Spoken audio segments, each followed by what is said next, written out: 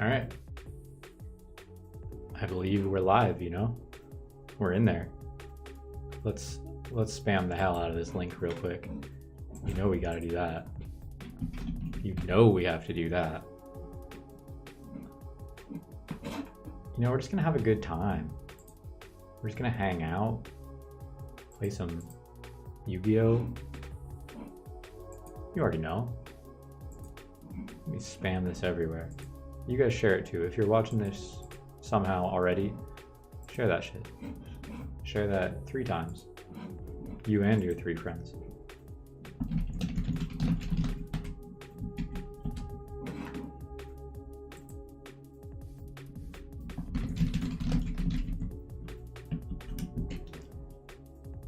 Just come hang out, you know? It's like, it's easy. It's easy to do that. It costs you nothing, I feel like.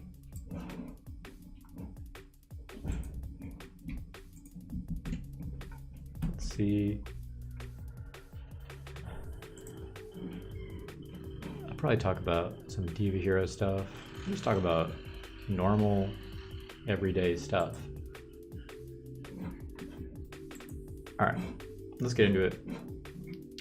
Let me pull up these replays because I think that's where I want to start talking about the replays from the tournament. We can also go over some deck lists. You know, we can really do whatever what people are feeling, people are vibing with.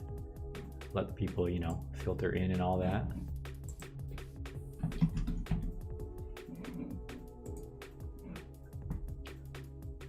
Let's see. You know, if you're here, type some shit in the chat, please. Just give me any kind of validation, any kind of feedback. I really would appreciate that.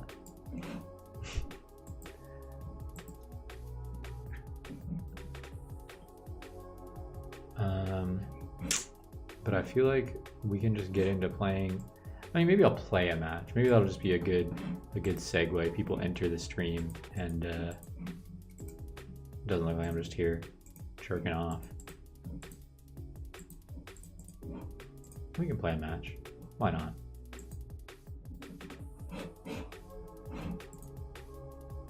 What do I want to play though?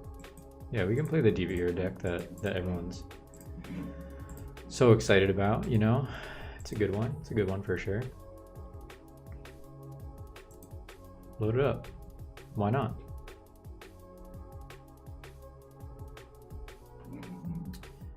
We're getting there on the streaming, you know? We're really, it's a labor of love out here. Obviously I do not know what the hell I am doing, but nonetheless, it's gonna take forever to find a game, obviously, because we're quite high rated, hee, but we'll get there.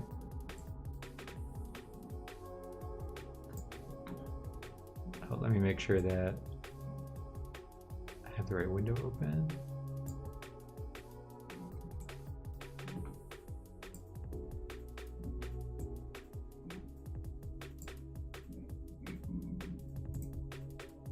Oh, here we go. Yeah. Probably someone sniping, you know. Trainer rocks in. I don't know if... Oh, he's... What? He just out immediately? Intimidated? Bruh. This guy's just trying to give me free points? If you're in the stream chat right now, give me some free points real quick. That's crazy though. We try to find a simple match, and the guy just immediately dips. Nah, I've played that guy before. Also, I feel like he watches a lot of my games. But still, like, what's the vibes? I mean, I want to do a replay review. I want to go through the replays from the the Edison Worlds the other day. And I want to talk a little bit more about the deck. But I just feel like we'll play a match, you know? How hard can it be to find a single match? Apparently very.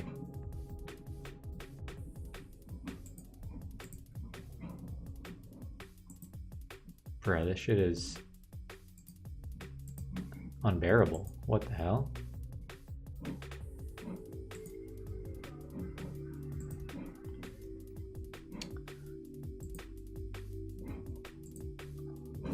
Like, you try and you try, you know? You try to give the people some content.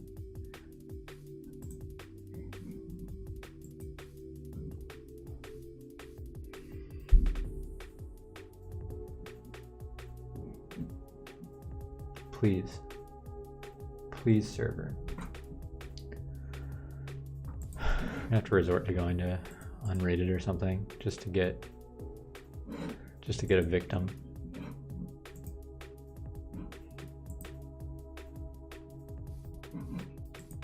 Oh.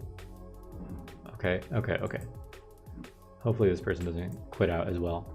And we won the roll. Insane, because usually that is not really in my repertoire, winning the roll. Okay, hand was kind of mid, but we opened Stratos with 6 cards, so we're in there. This is just going to be an easy malicious search. If the Stratos dies, we don't have an easy way to discard it, but I'm going to sit their turn anyway. It could be live next turn, not super likely. In some situations you would hold it for later, but because I have no other back row, it just felt fine to set it. This guy has trade in. Okay, I feel like I've been facing a lot of this deck, the plant deck. It's really annoying, but it's also kind of mid. Okay, this is kind of a nice little trickery. Dump that, revive that. This guy thinks he's cooking. And to a certain extent he is cooking, you know? I don't wanna shit on someone's chefing, but he's not cooking on a high degree. He's not cooking on high temp, I would say. This is probably just Diva Catastrophe. You could play it slow, but I really want to clear this. It might even be Diva Catastrophe Miracle, but I think just Diva Catastrophe is fine. Diva Gilman, like he could bottomless here. Okay, no bottomless. Does he bottomless this? He could also wind blast this, in which case I'm probably still fine just miracling main 2. Yeah, this is fine. Yep. Oh, so he has that, but now I miracle. Since the return's already gone, it's better for me to keep Diva engraved because I also play call. I don't know if it really matters, defense or attack. I guess I'll get defense just to save the damage. I'm trying to think if it, I guess if you like black roses or make stardust.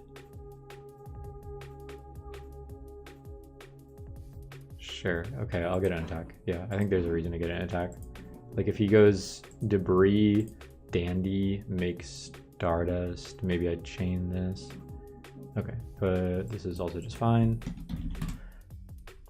You know, I'm not getting like great value out of all these, but if he sets a monster here or something, then I'm in kind of a good spot. Okay, which he does. I draw the second malicious, great.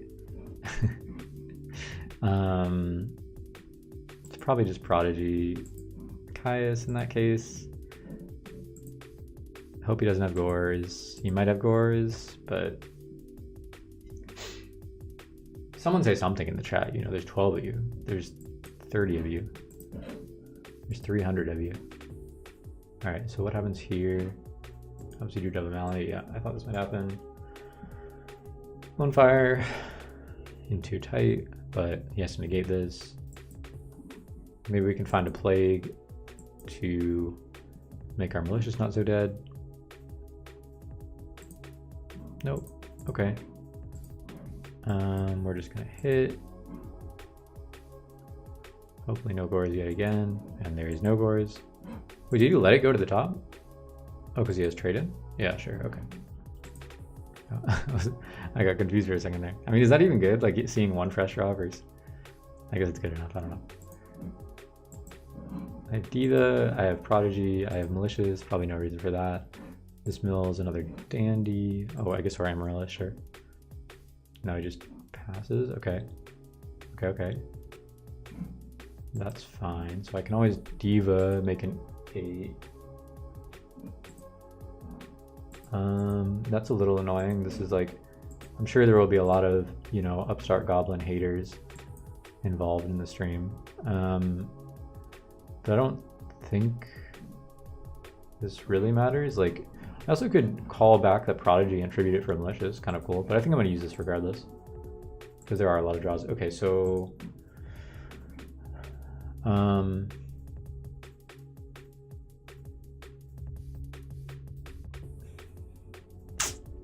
if I darken the face down, then Caius him direct, or sorry, Greffer him direct.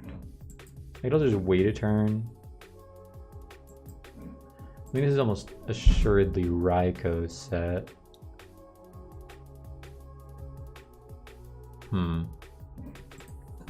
I mean, there's like Diva, Greffer, make Brio, bounce the call, swing over both. But I kind of think I just want to Dark End.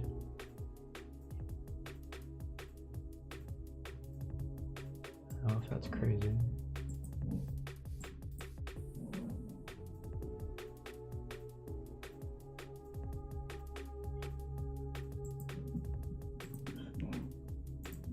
Yeah, I think Dark End's fine. Let's also just Stardust summon Greffer, but I don't really want to risk the Greffer. This could be Dandelion, that would suck. Okay, yeah, he can go over, but assuming I draw another Dark, which, who knows, I can always Plague. I mean, I can Plague anyway, but kind of worried about Mark. Okay, so he just end phase does that. Nice content. Are you playing Value anytime soon? I can play Value on the stream tonight. Let's see. Was Diva meta call? It was kind of just what I was most comfortable with, like what I've been testing the past week and a half. But I do think it was a decently good call. Okay, so I have my play here.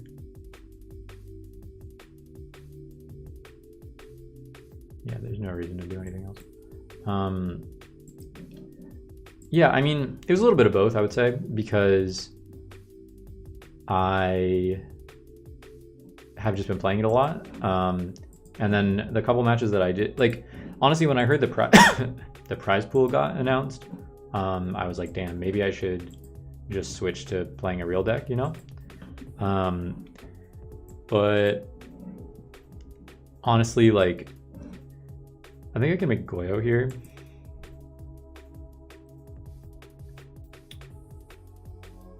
Because Dark End goes direct, Goyo takes the thing. Yeah, I mean, that seems fine. Oh, that gets banished. But, I mean, I don't really feel like people play good versions of this deck very often. And I don't know that their side decks are very optimized for it either. Okay, so it's Trag, not Cores, that's fine. Sure. I still don't know if this guy can really beat me. I guess drawing a 4, take Dark End is kind of insane. So maybe this was bad, I don't know. But yeah, I mean, half and half, like, oh, okay, I guess we just get there anyway. But like, I thought that some of the things that I was doing, like the sided oppressions and stuff, could give me an edge. But in reality, like, the more I played the deck, I just lost harder to Blackwing and Value. Not because of the oppressions, I don't board those there, but just in general. And so Like, can I really say it was a good call when those were two of the most represented decks? Like, not really. I mean, I think that yeah, I don't know. It's kind of just what I was feeling. I think if I was being honest with myself, I would have just played value.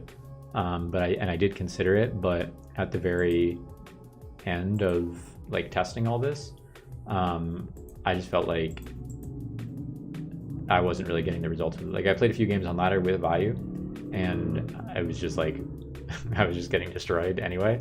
So, kind of don't know what to do in that regard. Probably side something like this.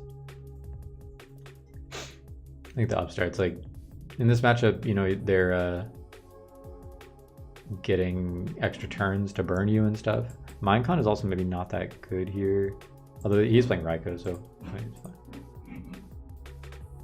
Maybe a Dustinator could be considered. Maybe Mark of the Rose. Hey, what's good? Goatformat.com. And Poon God, who stalks me on DB. I appreciate that. I appreciate coming out of the woodwork, you know, because sometimes people just stalk and then they don't elaborate. All right, this is a good hand. I'm gonna lead with this. Okay, I mean, that didn't super matter, but I kind of just don't want my I didn't want this to get rugged, or really, I don't really want it to get bottomless either, but I also want to be able to resolve my dust shoot, so I don't want to get caught by an end phase MST. But my own MST is pretty valuable in this matchup, just to be able to snipe the Mark of the Rose and stuff. This is not Turna, this is Tuna. All right, so we're shotgunning the hell out of this dust shoot. Do not want to get Caiused or any kind of little synchro play. So he's double trade in Mark Lord.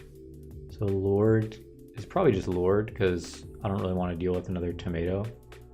Although I guess I could torrential. I mean, what is Sangan gonna get? Lone Fire, presumably. So, but I could also clear through all the tokens. So then he has Mark Crackback. So I mean, what'll enable me to have the best plays next turn?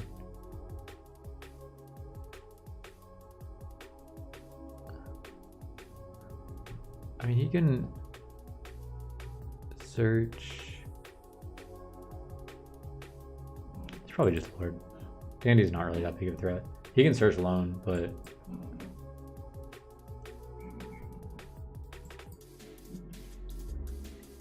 going to snipe you. Thanks for the rating.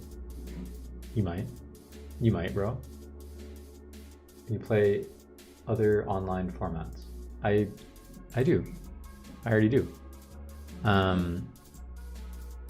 So this is not quite game, but it is quite powerful. The only problem with going for Brionic here is he has the Mark of the Rose in hand, so I'm kind of cucked.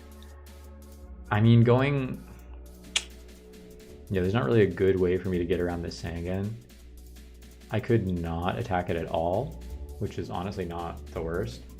Like, just set Plague and then try to OTK him next turn. I'm trying to think. So if I go Gilman, Brio. Yeah, so I think if I set this, or do I ever like star and defend? No, I think I just set that. A little bit of an experimental line here, you know how we get. Okay. He seems to have found a card that converts positively here.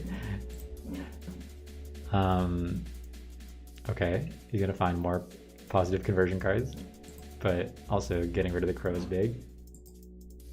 I just hope he didn't draw traps off the. I mean, it's only one unknown draw, really, right? Because he hit the charge and the Amaryllis. If he just gets back Amaryllis, I don't really care. Like, just if he hits another trap.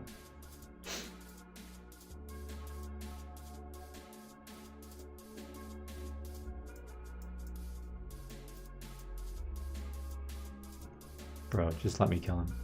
I don't want to deal with this anymore. I really don't like playing against this deck.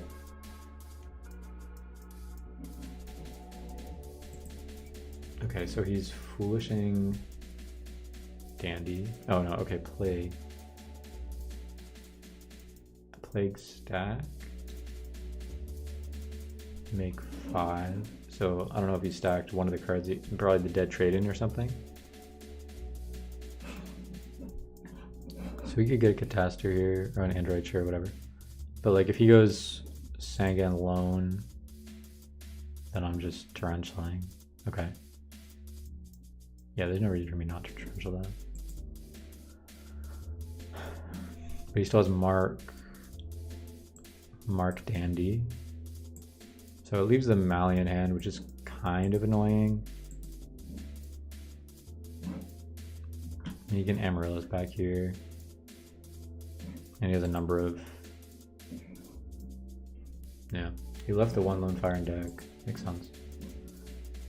Yep, sure.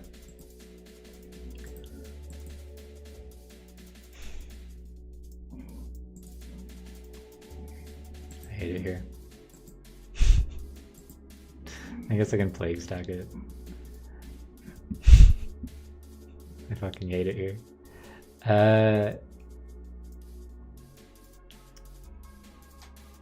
It might just be Diva Summon, poke over. He can mark and make a synchro, I guess. If he has a 4, it's bad. But like if he has a 4, it's like Lord Poison or like Lila, which Lila's not so bad. It just crouches Gilman, but Lord Poison would. Well, he banished the Tight, so it wouldn't do anything in the short term. So it might just be Summon Gilman, honestly. That was really annoying. Now you see my pain. My pain of playing Diva Hero. That sucks. I think... Like, I don't have to clear this necessarily, but there's not really any reason not to, and I want to stick a guy on the board. I think if I summon Diva, he might just summon the Dandy, run it over. So I think it's fine probably just to go Gilman. Although this is a annoying draw, to say the least. So he still only has 2 unknowns. That the trap is probably the draw for turn, so this is probably Dandy. Or, I mean, it could have been Araiko we had last turn. Okay, so now we're kind of in business. This is probably Gilman attack the Amaryllis, and then Kaya's main 2. Or I could just Black Rose him.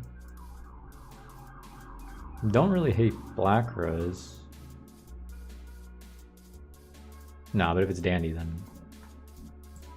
Alright, so let's do a little attacky attack. I guess he can...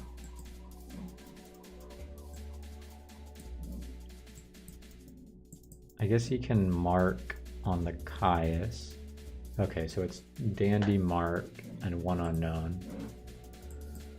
But do I want to Plague? Probably not. I just can't really afford to lose my draw step.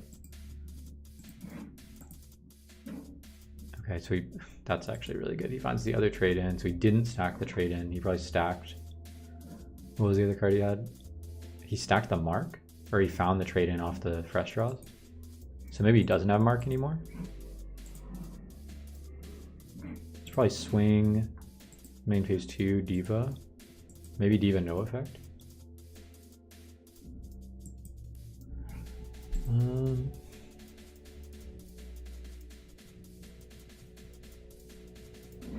Diva no effect might be kind of the sauce here. Or I could just pass. I could literally just do nothing. It's probably better. I think I'm getting too full of myself if I do that. But he didn't get back to Amaryllis, so maybe his torrential set. Yeah, seems like the vibe here. Is Jay-Z a Gladiator Beast player? I hope not. He's got call. So he gets call for loan. Let me see if he's using priority. I guess it doesn't really matter. I mean, everyone's using priority there, but you gotta ask sometimes. You gotta keep them on their toes. So, revisit Christy Sworn. I love cheesing people with it. No immediate plans to revisit Christy Sworn, but it's a good deck. And yeah, we can take a look at the Gia replay, so you can get some Christy Sworn content on the stream, even though it's not me playing it. That's my compensation for you. So now maybe I'll go for my Diva. He also still he's keeping one Lone Fire in deck, which is kind of crazy because he has like, I don't know. I feel like there's a lot of advantage to using it. So this could be the Dandelion, right? Which would also make sense if he has Torrential.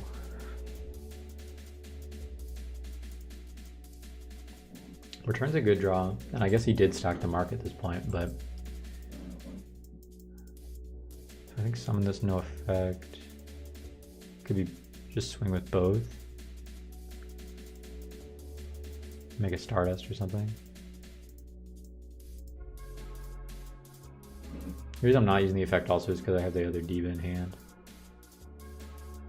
But if I did summon...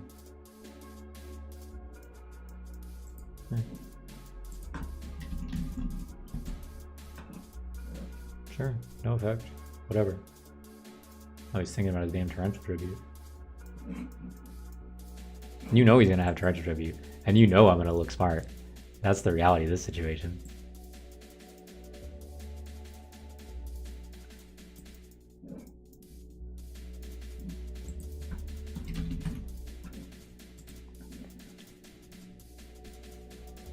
Okay, so maybe he stacked the... Oh. Wait, but is that the third tight? Yeah, it is. So he can't tribute for the tight, at least. That's useful for me.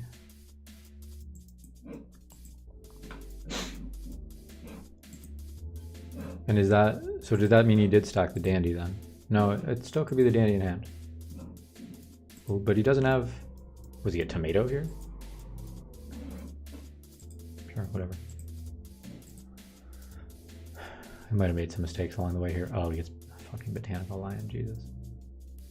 So what is this, 19, no, 2200 attack? I hope he doesn't have an extender. I mean, did he have the Lone Fire in hand the whole time? There's no way. I was clowning him for leaving the Lone Fire in deck. Look at him now. 300 more. No.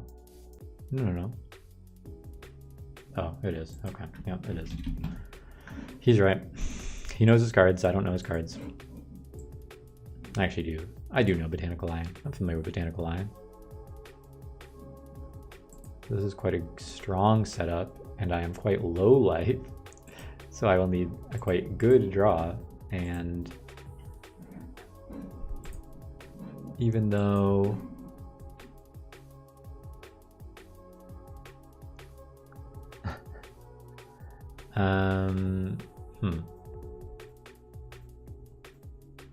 not really my ideal world right now. I mean, I can stack Plagues, Tribute Militias, Return. I think I probably will lose.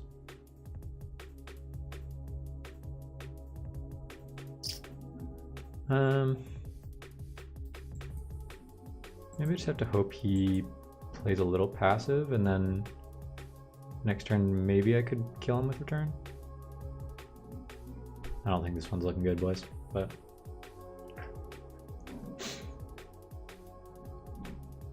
I mean, the issue here is you get multiple trade-in targets. I'm really curious to know what he stacked. I guess it was the mark. So oh, no way, this guy's just... Oh, he has like Starlight Road or something. That's fine. Starlight Road's Solemn. Maybe I'm tripping. Still wasn't much back row. I think going first, the one oppression's fine. Although, like, I don't really need it. Doesn't seem like he's playing a lot of the hidden armory stuff. Like he is playing obviously Mark of the Rose, but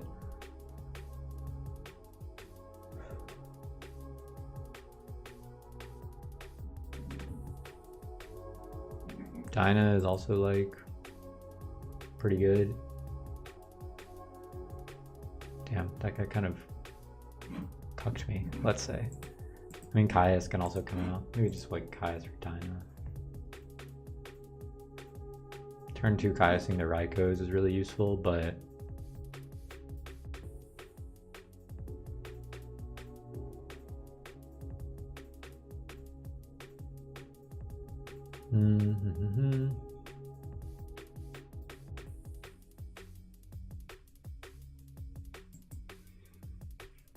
Caius or Dinah. Minecon is kind of mid. Yeah, going first, actually. That's a good point. Minecon is mid going first. It doesn't seem like he's playing like Lila, but I've been wrong before. I've been very wrong before. It's not really a reason to set the Windblast here, but this deck is like a combo deck, you know? It's like if you can set him back early, might as well. And I could potentially, yeah, like I could search Mally here. Maybe pop off on him next turn a little bit. He did have the Crow, so it was good to be aware of that. Okay.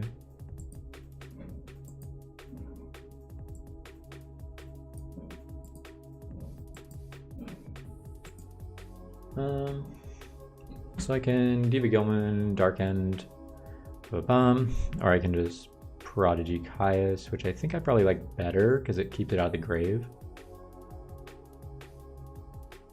Or I can Mally Caius. Keeps another card in hand for the Windblast. I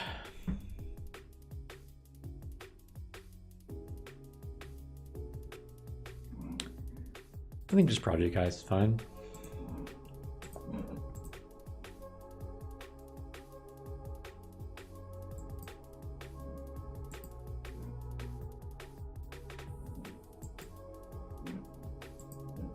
There's no Gores.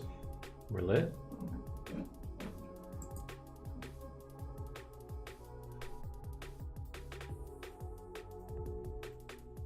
And if he just sets, we win.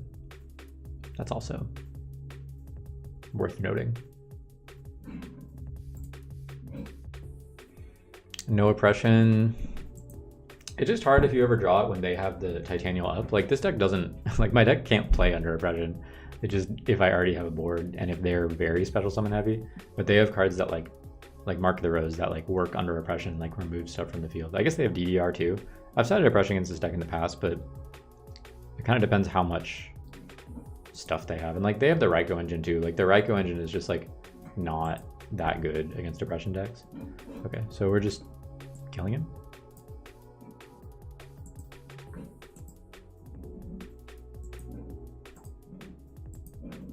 Okay, we have all the Windblast. We have infinite Windblast.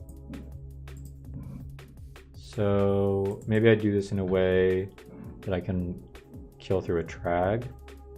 Just some little fun stuff. Because if I go Diva Gilman, then I make Colossal here. He's at 46. Okay. GG. Come watch the stream, Galaxia. We'll take you with open arms. All right, we do a little cooking. You know, yeah, like if I swing with the Gilman, he trags. We can swing over the Caius, then the Colossus is going to be 29 because I have the Malicious Engrave. So, you know, we got a dub. You know. What is the name of this website? This is Facebook. Yeah. So let's go find the replays from the other day. That was a little warm up round. Take no note of me losing to Jazz in draft format. That's not relevant. Take no note of me losing to Indica either. That's fake news. That's propaganda. All right, so this was round 1. And yeah, I mean, feel free to ask me anything Diva Hero related or otherwise. But I'm just gonna go through these. I probably won't do quite as detailed as I was in the other replays because that ended up taking a really long time, like 30 minutes of replay, and I don't really need to do that. But obviously from the very beginning, I see she's playing Christy's Warren. My hand is pretty bad. I have Torrential, and she wins the roll, so you know, I'm thinking if this is a hamster, I can Torrential on the inevitable Raikou, which is gonna stave off a lot of pressure. I don't really want to just take the risk of like Plague attacking, because again, they max hamster. Kind of weird that she went for Raikou over hamster, but I don't know, maybe that's just some mix-up that I'm not thinking about. I don't know. Maybe just getting like the guaranteed milling right away. Unclear to me. But setting double, so you know, this could still be a Raikou for sure, the first one, or it could just be the hamster that she doesn't want to flip and, you know, burn resources. Kind of impossible to say which is more likely at this point. I choose to road here, getting Stratos, and I'm going to just Torrential the board. You know, if I swing into either of these, Raikous or hamsters, then she's going to eventually get some mills going. And so I just decided to do this. And I think I just set this, which is maybe a misplay. You know, I think I could have easily set more and kind of turned on the pressure, but because there's also a lot of these Christy Storm decks don't play Heavy Storm, but a lot do, you know, and like Gia seems like someone that probably wouldn't take the list card for card that Smoker and I had talked with in the past. So I was a little like, I didn't necessarily want to risk it all into the Storm, even though I have like the call and the MST. Probably would have been a good play to do so. I mean, she didn't have the Storm. It's not that likely that she has the Storm anyway. There's also a pretty high likelihood it's not in her deck. But I just set this and, you know, thinking I can Malicious, make Stardust, set everything, and then just have a much more protected board. I guess also like Lila's a consideration, but probably should have just been set. Also know that the Christy is coming, you know, so. But I think that might have allowed me to kind of put the pressure that was needed. I draw the dead E-Call, which right after I pitch with the Wind Blast, so I just go in here. You know, there's 2 Raikous already gone, so maybe making a Dark End or something could have been nice, but that also risks Herald right away, whereas at least this takes out the monster. Maybe Kaiasing too, but I think getting the Plague Engrave and having the follow-up is good. So feeling okay here. I mean, the Raikou can flip and force the Stardust, but it didn't seem like necessarily they had the Herald the turn prior. I know they got the Christy, so that could be the fairy target that they needed, but I think they would have otherwise maybe heralded the Stratos. I mean, this should have been pretty obvious. If they're gonna Raikou the back row, then they at least have some reason to do so. I ironically wasn't really thinking about Herald, as stupid as that sounds. I thought maybe that they could just have like a Lila play or be trying to set up a JD or something. I'm just trying to check the audio. They could just have like a Lila play. Okay, sounds good. But anyway, so they also mill 2 more fairies like after using the Herald the turn prior. So I know that Christy's about to come down, and I decide basically to call here because it basically buys me another turn by searching the Prodigy. I'll have another card to set. It's possible that I should have just tried to, like, because obviously I'm just giving up the Stratos in battle here, and realistically one of the only ways I'm outing this is another Wind Blast or a BrainCon. So it's possible I could have just saved the call in case I did draw one of those, and then it would actually give me a chance to win on the follow-up per se. But you know, I didn't draw any of that anyway, so I just get beat down by the Christy. It's pretty quick. You know, I try to sit here and dirtle around, but it's not gonna happen. So I scoop, and this game goes a little better for me. I win the roll. I get to go first. I have my Wind Blast Malicious. Trooper comes down. Honestly, one of the few cards that like outs this profitably. I mean, Jane, I would probably just be happy to Wind Blast, but Trooper, you know, I don't have any out for it next turn. I can't even bottomless it if I spun it back. So I just let this go, hoping to maybe malicious a back row to not get blown out. Because also I'm aware they sometimes side in Royal Oppression, so that's something I'm pretty aware of. But here, yeah, I just go for this brain play. I know on stream they were talking about why I didn't mill. I mean, I really wanted to use this malicious. I wanted to make sure I didn't break it. So there's a chance that, you know, I could have milled a plague and have that been kind of relevant. But even if I milled a water here, I probably was still banishing the trooper anyway. So the upside of milling the plague, both are fairly small chances, like milling plague versus milling the malicious, but I just thought the downside would be too big. So I do this. I could have maybe like special prodigy and gotten the draw off malicious, but again, I had double Wind Blast, so I wanted just the guaranteed discards. So on my turn, all she does is set the monster. I just do this, and I know she's getting charged next turn, but I figure I have a pretty safe play here because I can hit for 3k, and I draw the dead e-call again. But then I can set these two, and in my mind, I'm like, all right, well, I can just, you know, bottomless, even if she mills with Lumina, mills with charge and gets Lumina, I can, you know, still answer both those monsters and probably just kill her. I wasn't really thinking about Arcus, to be honest, which is a good call on her part, because that kind of gives her guaranteed presence on board. And I also knew from early on, like, if you charge for, if you Sark for charge in this deck, which she did, that just means you basically have a bunch of boss monsters in hand. Otherwise, it's much more likely, like, you would Sark for something like a recharge or one of the boss monsters itself. So you're just really trying to get your milling going ASAP, and you might not have another Lightsworn target. So the Arcus comes down here and kind of presents a problem for me, because now I'm also pretty sure there's Honest in hand. You know, there's also only so many cards that it could be, because she kind of spent the past couple turns dirtling around. But I draw Mind Crush, which is a great counter to Honest. And I could have maybe put this in defense, but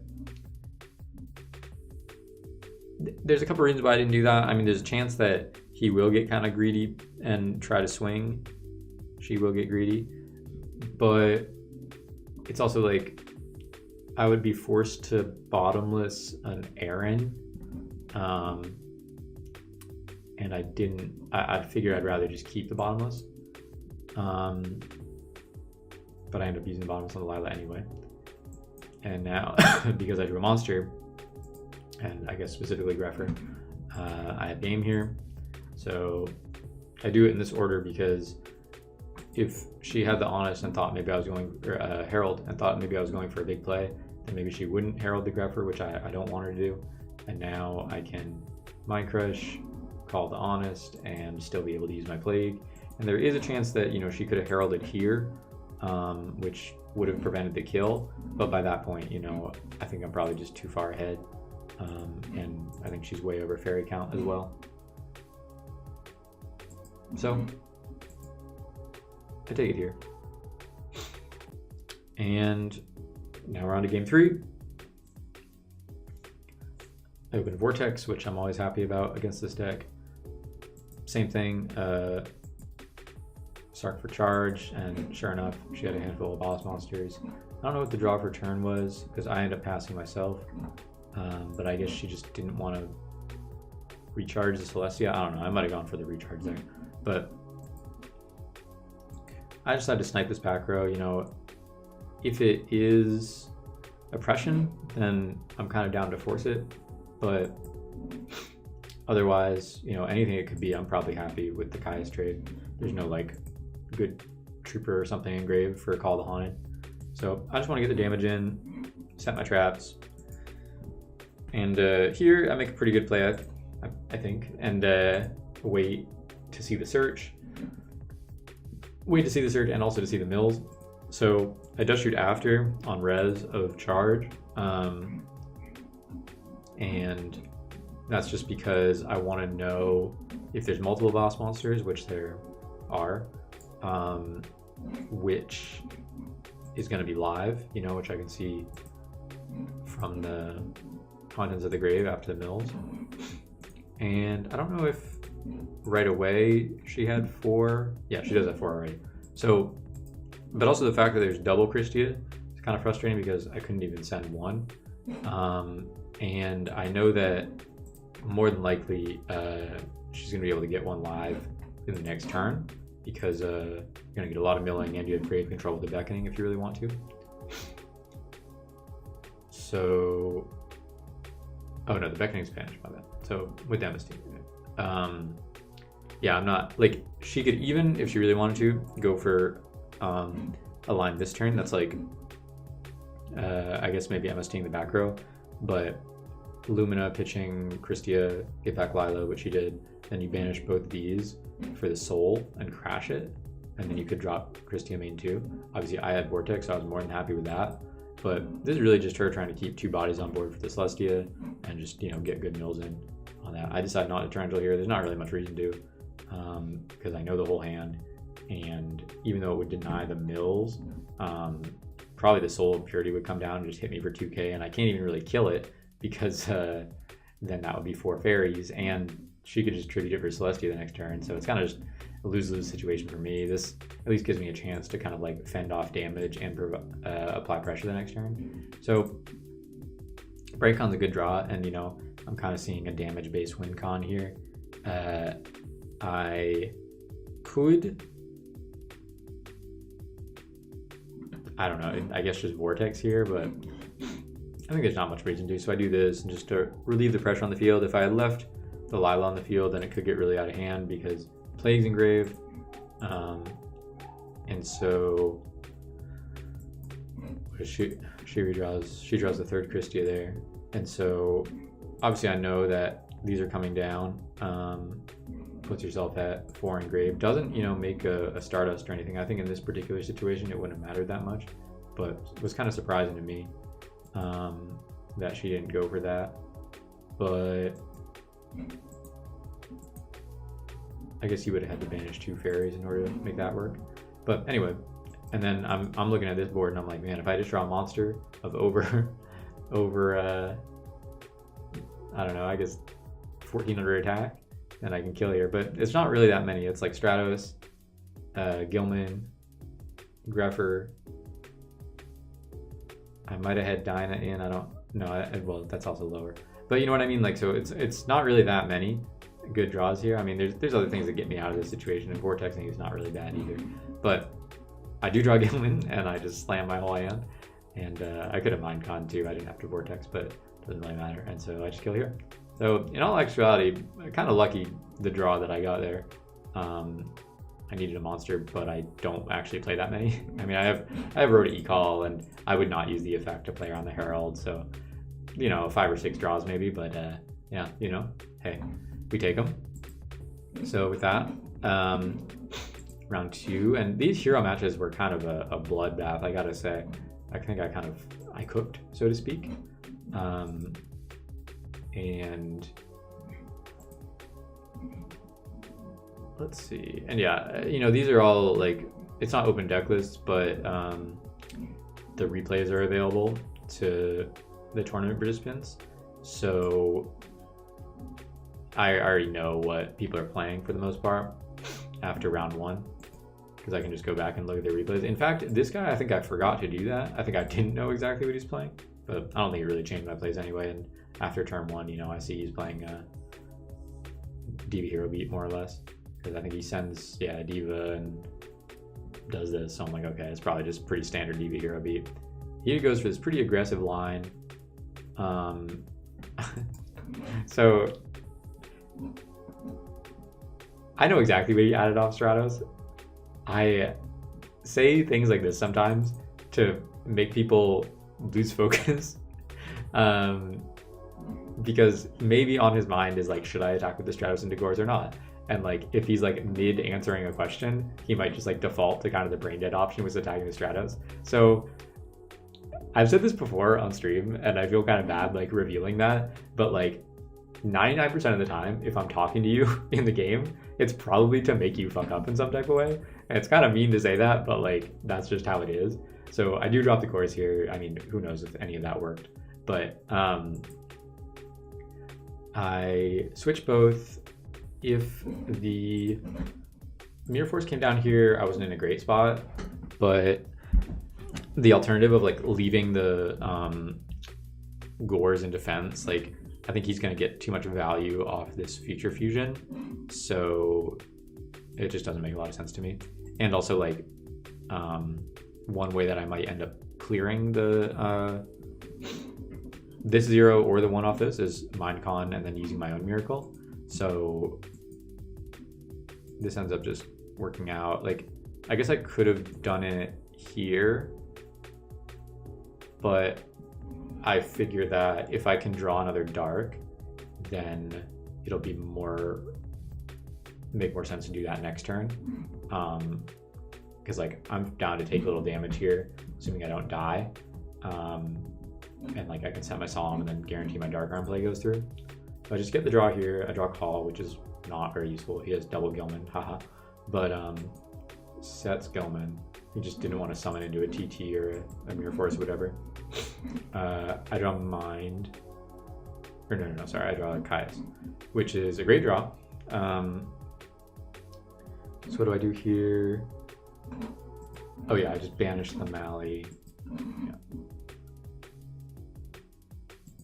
I banished the Mally.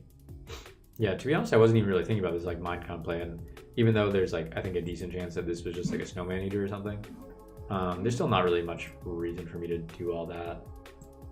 I just pop everything, attack him, and I have Solemn and Call on a Stratos for follow-up, you know, pretty much seals the game here. I you know, if he was gonna Honest over this, it would have been bad, but I didn't want to just Solemn and then have him have maybe another Miracle follow-up or worse Brain Control. Some of the decks do play that. So I decided to eat the Honest if it was, because I could still get another search off the Stratos and, you know, wall out for a little bit. But it was just Spark, and so I Solemn it and then just kill. And that was how game 1 went. Trying to just keep up with the chat and all that high level strategies. Oh yeah, the high level trickery of me talking to him and trying to confuse him. So, you know, Super Poly is always a card that I got to be aware of game 2, even though it's kind of hit or miss. I think probably more people cite it than they should, but you know. So, you know, I have a various amount of like more aggressive plays, but a lot of times if I'm in this situation, it's like they could think it's a good idea to deprison or bottomless this Stratos. It puts a lot of pressure on me because it leaves their guy on board. They're threatening another summon. Because I have Torrential, I'm fine. Like if they decide to apply that pressure, I just counter it. Because like otherwise, if I didn't have any traps or anything, then setting Snowman probably would be preferable here. Because like keeping my Stratos that can build advantage with its body is probably better. But he just lets it go, but this is still fine for me. You know, he has to decide here if he wants to risk Gores, which he does.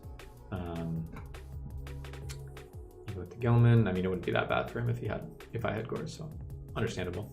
I draw my own Gilman, and I go for this.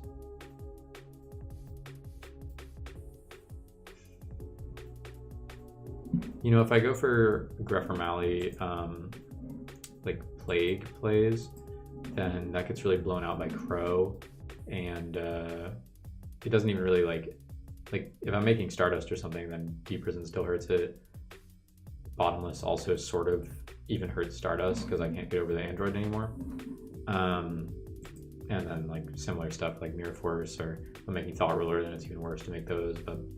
And you can just crack back in any of those with the Miracle anyway, so I just want to go for like the guaranteed clear and sort of like guaranteed buffering some damage because the Android's gonna die.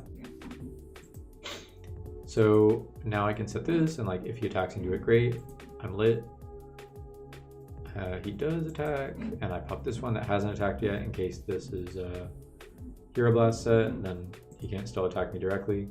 It's a Super Volley in fact, and he could have used it there, I guess. I mean, I understand why he wouldn't, but now, what do I do here?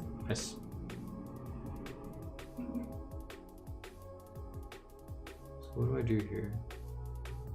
Because I could have just summoned the plague, made a catastor or something.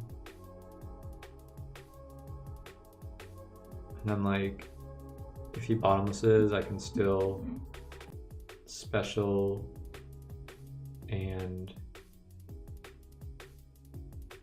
have call set 2. That could have been a better play, to be honest, but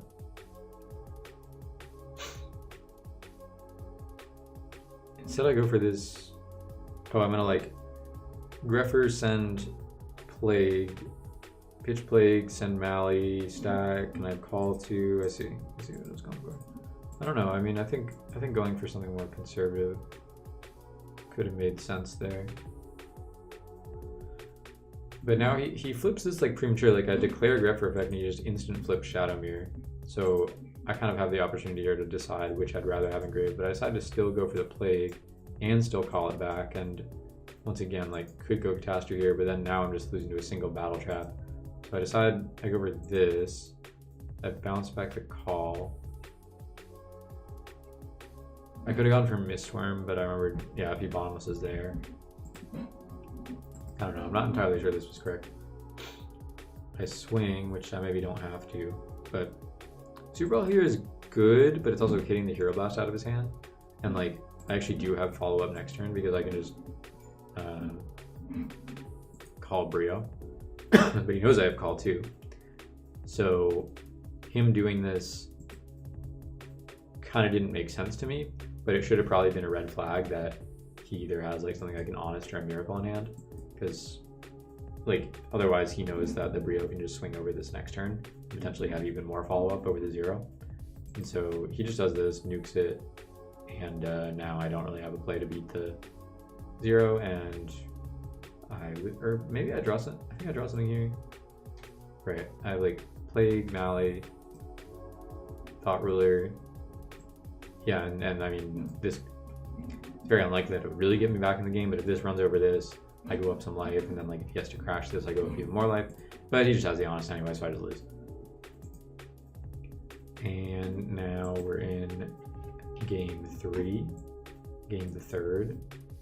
And I think I opened good again. Yeah, Gorz is really putting in a lot of work in these matchups. Definitely like, Gorz is not really a card that I often fuck with, but it worked out totally in this match really well.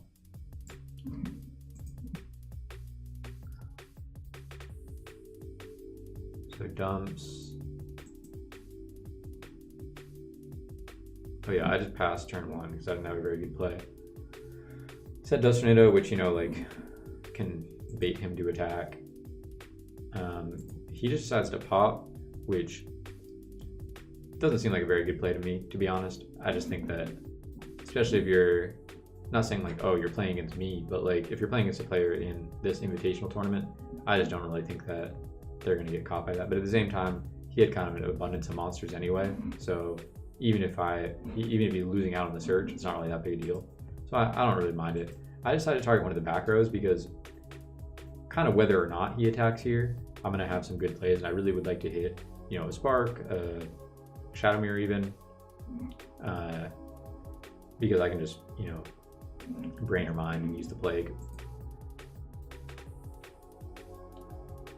But I take, and he does decide to swing. You know, he's I think I considered dropping on the Stratos, but I'm like, this guy's been swinging for the rafters all game, so I can just wait, and it works out, even though I go down kind of low.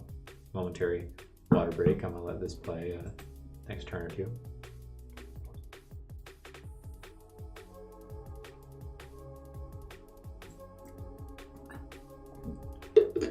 Trying to get like JDZ, you know, like I can chug.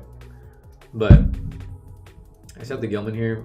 This could be torrential, but I figure getting the water into grave is not really that bad regardless. Even though I end up pitching something here, it's like making sure the normal summons out of my hand is going to be kind of useful too.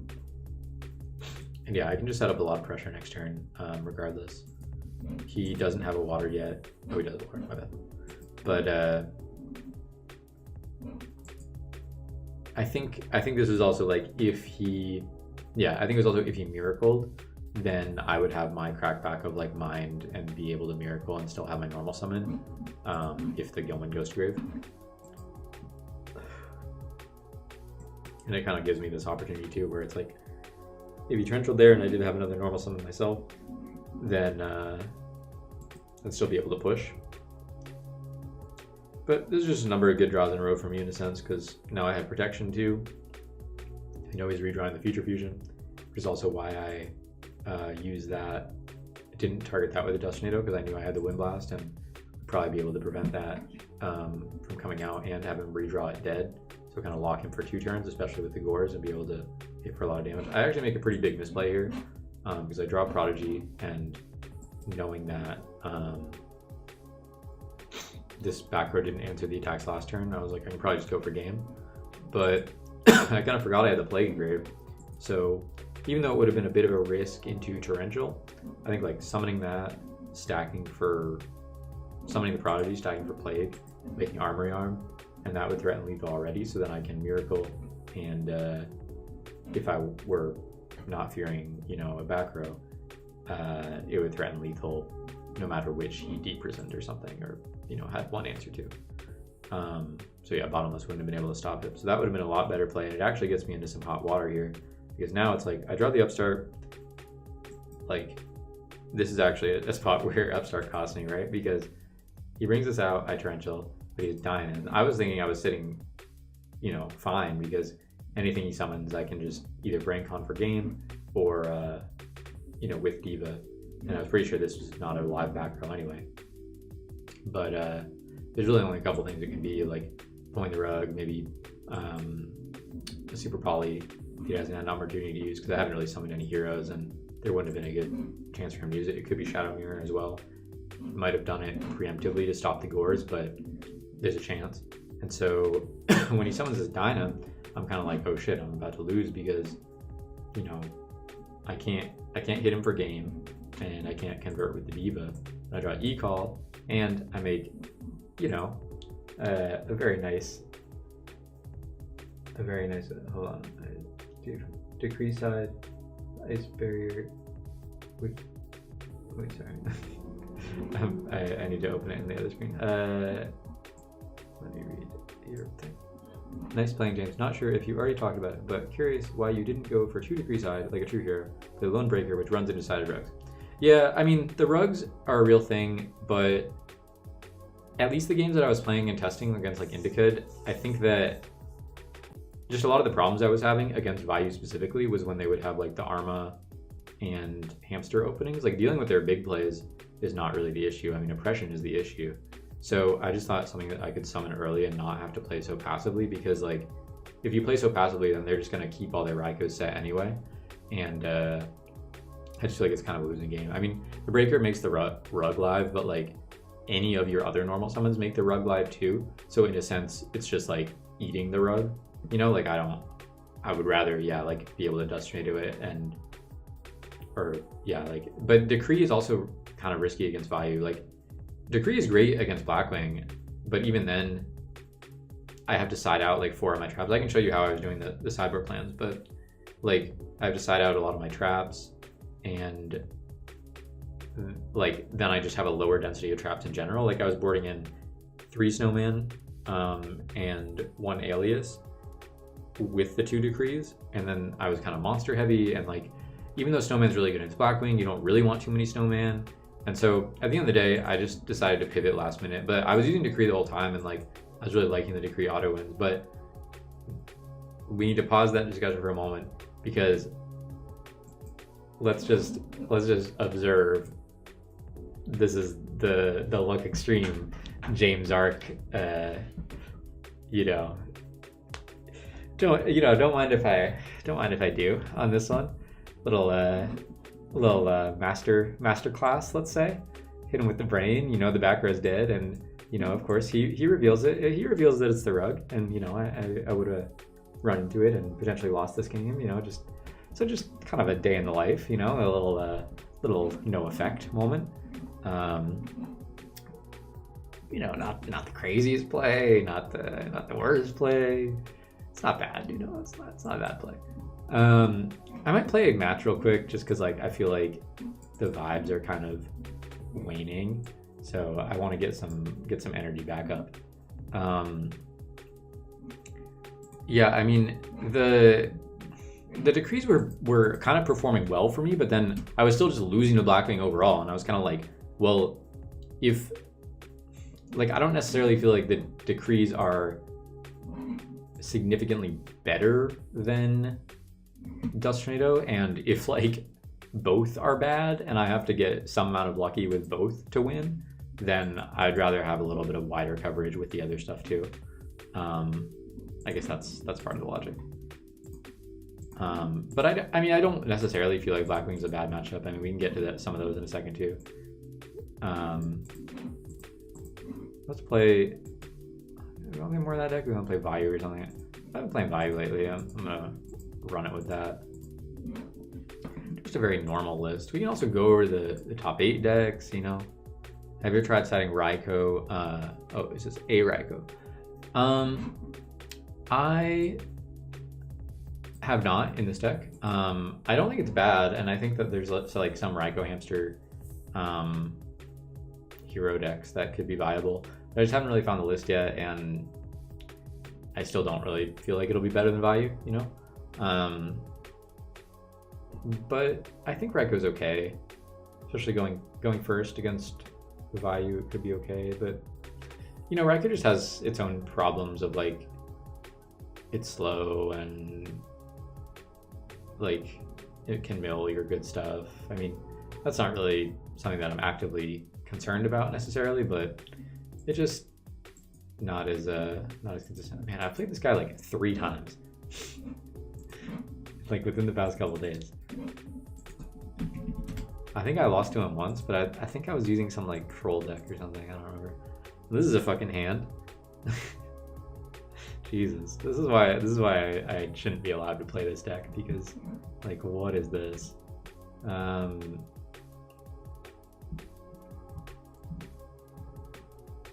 Like Raikou can pop the back row, but Greffer pitch Necro, make sure I'm safe from everything.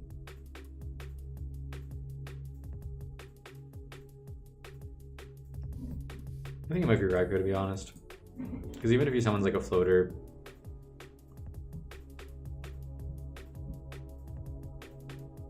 it's like if I like Greffer can make the Dark Arm live really fast, but then I'm banishing all my good stuff anyway.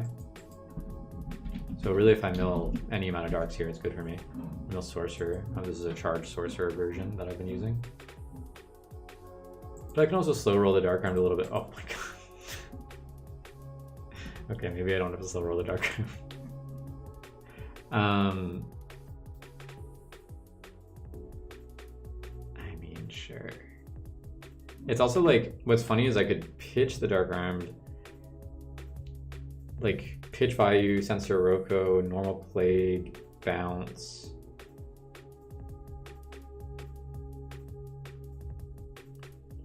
Nah, I mean there's no reason to do that. I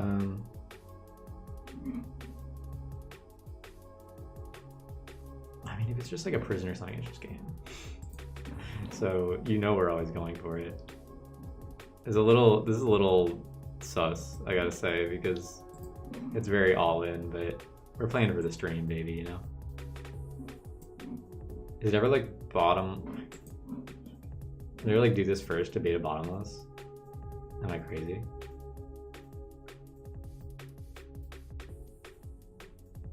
Because then we'd know. I'm just gonna bury it back anyway.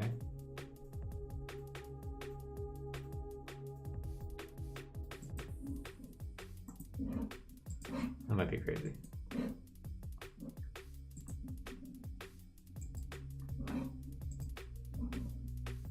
Alright, I think it's not bottomless. I think it's not bottomless. I guess it could be oppression.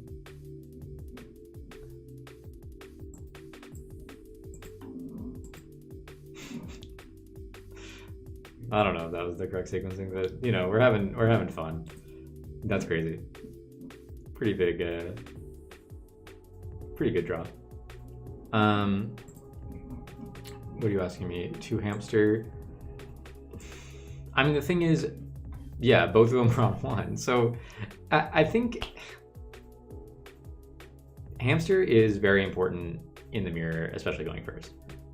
But I think but both these guys have played a shitload of value, and they both also ended up on 1 hamster, 1 charge, I think. I'll look at those decks in a sec. But like, you know what I'm saying? Like, I think it's a lot of like outside looking in, you know, of like people not having played a ton of games of value that just think like hamster is like the most damaging card when they run into it, right? So it's very easy to see why, yeah, like you should just automatically be maxing it or something, right? But to me, I think that there's just so many things about charge that I really find valuable. Just like milling in main 1. That's really all it is. Milling, being able to mill in main 1. And that turns on your Dark Arm, it can turn on your Chaos Sorcerer. It can just give you a piece so you know that, like, you know which thing to send off your Armageddon Knight. But like, those sound really marginal, but it's stuff that, oh, I remember this guy. He was playing, for a second I was like, wait, did I load Goat by accident? He was playing Swallow Flip. That's why he has this. It's probably just this. I mean, he probably has either Icarus or Swallow Flip. Seems like it's more likely Icarus now. I might do this just to bait. We're doing some like troll maneuvers, you know.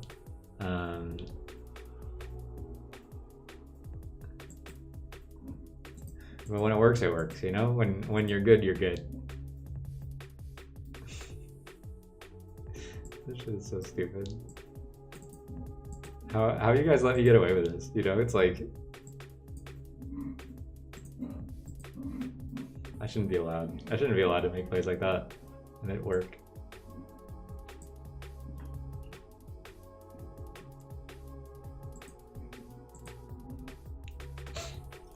This looked close to the list I sent you. It's probably about the same. I mean, the list that won Samu's list is very close as well. Let's just get another throw.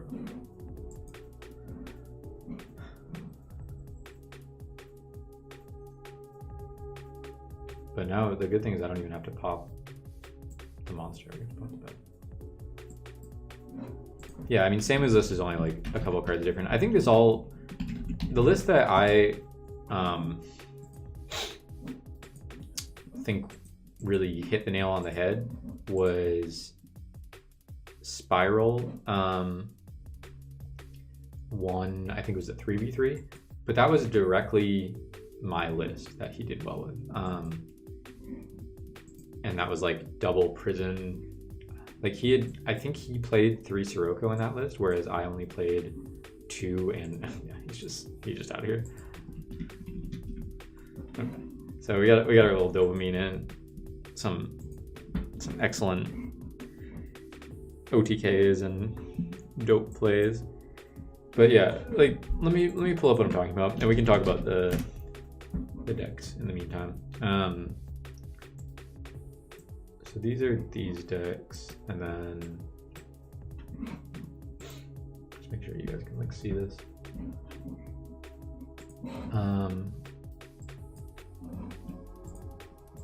Shout out to Format Library, you know.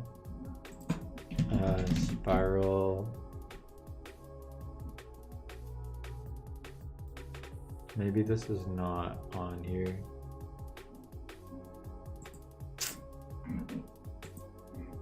It was a 3v3, that's the thing. Gladiators of Edison? Yeah.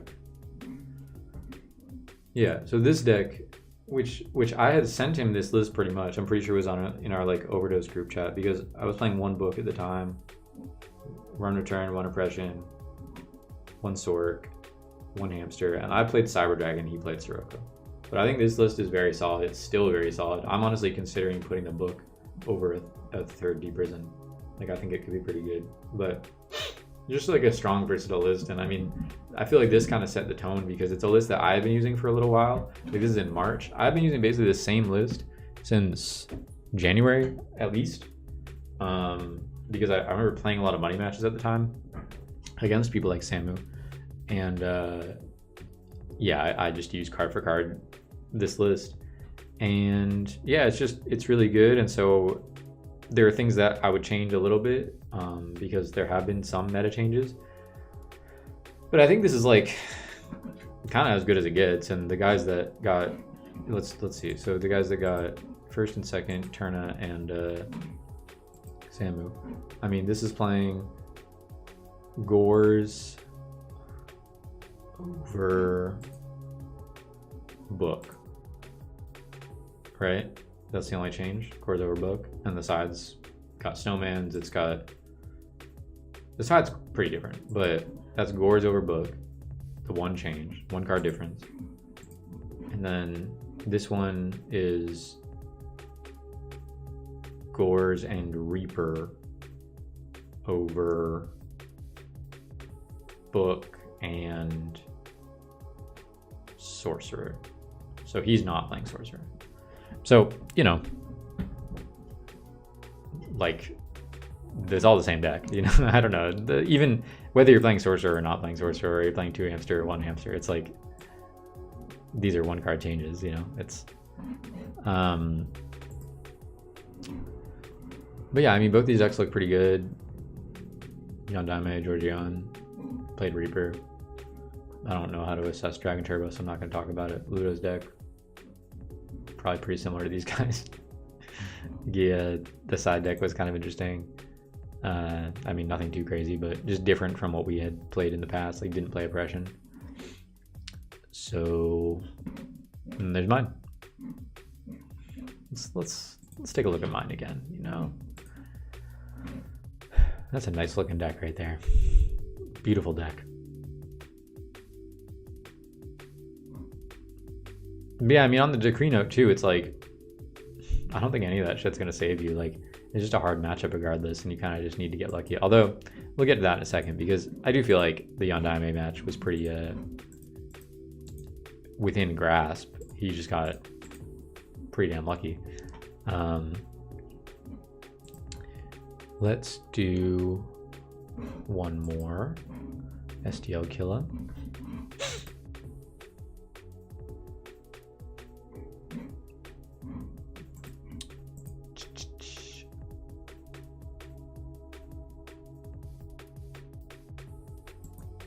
So he's also playing Diva Hero Beat, and again, I knew that. I lead on Sangan. I mean, if I didn't think he was gonna have a monster, maybe there's an argument to have Reaper, but it's also like, I don't really care if the Sangan dies because I have Gores and it gets the Sangan to grave, so I can set the call. I don't set the call, I don't really do anything because I have Gores. Here, I go for this because like keeping a Caius in hand for a lure is not bad, and I don't remember exactly what I was gonna make here. I think I was just gonna make a Taster, honestly, or an Android or something. But if either of those gets answered, then the Reaper's still on. And you like, the Trench was a good trade for me. I mean, it's a 2 for 3, but he really thinks he needs to out the Reaper, so that's positive for me. And then I'm sitting here, I still don't need to allure, even though I could here, I suppose, but I just really want him to attack me and get my Gores off. So now I allure, it's like, all right, I mean, I have fucking a million guises. Find Stratos, I think he bottomlesses this. And I could like end phase pitch there, but I also have like, even if I don't Dark Arm, going like Call, Sangan, Tribute for Caius is still pretty insane. But I do want my Gores to go off, and luckily he plays into it perfectly, uses Storm, because now he found his his e-call. Goes for his Stratos. Doesn't attack though, you know, first. Last guy attacking Agores every single time. This guy being a little more cautious. And word. So I sent that to you 12/17. So yeah, I mean, I've clearly just been using a similar build for a while, but it's not to say that, you know, a lot of people have caught on to that. So I go for the Prodigy into Caius. The Trindle's already gone, so it's really just Solemn on the Caius that would like disrupt my Dark count there. But he just bottomlesses it, uses second bottomless, and so there I'm kind of home free because like bottomless is already gone. Swing with Dark Armed. I think I normal summoned there, so I couldn't do anything else. Same thing as last game. I just spark. I saw him the spark. I hit with this. I set the Plague, and he just scoops. Sorry. Game 2. So, yeah, this one he has Oppression. I think I knew he sided Oppression too, but he sends Sangan. I draw Gilman, you know, Gilman Malley. I do special this. See this, and I drew the crazy thing here is I drew the MST off the Upstart, and I special the Prodigy, and he doesn't Oppression. And so this is maybe the first example in this tournament of me getting in my own way, because this happens, and rather than chalk this up to this guy being an idiot, and Estioka, you know, you're not an idiot, but he should have Oppression, right? Like he 1000% should have Oppression, because obviously I'm just gonna, he knows my whole hand. He knows my whole hand save one card. Like I'm summoning Prodigy, obviously I'm just gonna use the Caius that I already have. And so he doesn't Oppression. And so I'm trying to piece this together, because I did this trying to bait an Oppression. I think maybe I knew he played it, and he didn't use it. And so I'm piecing it together in my head, and I'm like, all right, well, I guess he knows that my only play is to summon the Caius here, and he just has a rug set, and he wants to rug the Caius and stop my turn. And so I just decide, all right, I'm not gonna play into this guy's rug. I'm just gonna summon Malicious and draw a card. And yeah, like I'm losing value, but maybe I can play on the rug down the line, and if I get rug there, I basically have no plays. I'm stuck with a dead Malicious in hand. At least this way I get a draw, and I get Malicious in the grave. Meanwhile, there's a fucking bottomless the whole time. This guy just fucked up. And so I do this. I summon 0. Swing over this. He sparks. Again, that's just kind of like a get off me button. Gets Ocean. Unfortunate, but not really much I can do. And again, same thing here. I could go for Malley. Tribute for Caius would be a great play. Kill over the Ocean. But I think this is rug. Crazy to me. But he does this, so I don't really get value. And I even hit what I thought was the rug, so now next turn I can go over my Caius play, and it's again revealed to just not be the rug. And I'm like, bruh, come on now.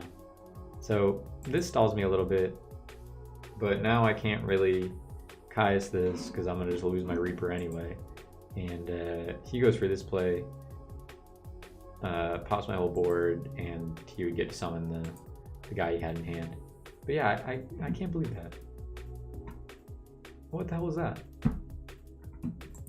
I hate it here. So we go to game 3 off that, and I'm just kind of like baffled by the whole experience. Dude, like, come on now. I can't believe that shit. But we go to, sorry, I'm looking at chat. Game 3, I open.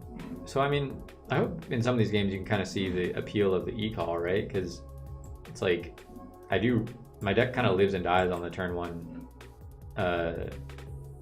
Stratos, so I feel like I had to play it. And in my testing, you know, once I added it in, I was like, oh, this is definitely gonna make sense. I was adding stuff like Bubble Man and stuff to support it, but it's really just good enough to play even without all that.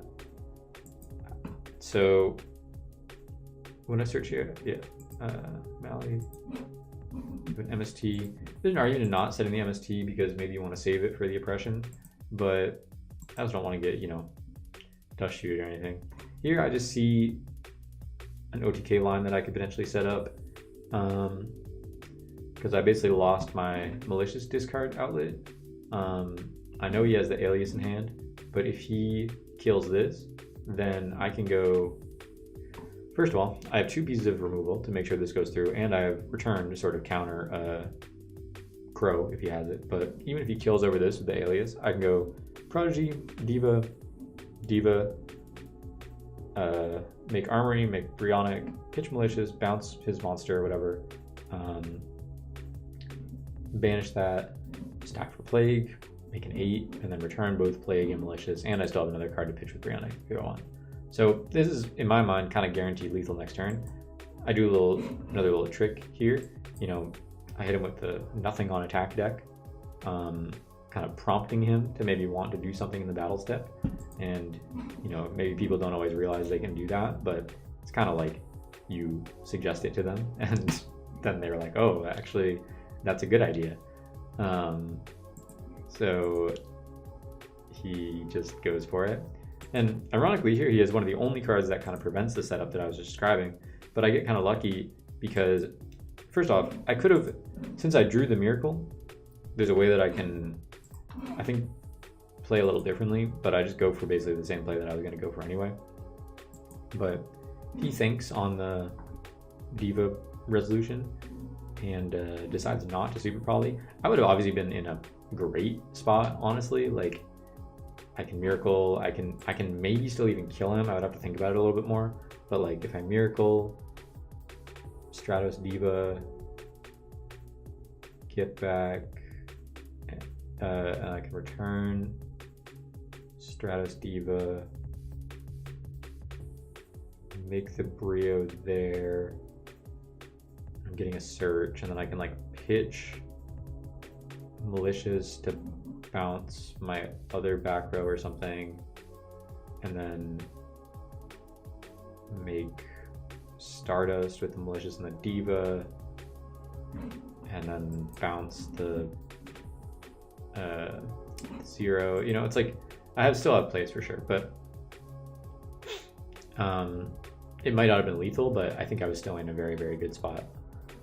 But he doesn't use it, which he was like kind of down on himself, and he was telling me after, he's like, oh man, I forgot to use the super poly. But I mean, yeah, like maybe return was just a card he should have been aware of, but I don't think it's necessarily like a guarantee that you're always super polying there. Like, it's not a very good value super poly because you're pitching one of these cards and like your execution is not honest, and then you have your other super poly that's going to require another discard. So I don't know. I don't really necessarily view it as like a huge misplay on this guy's part.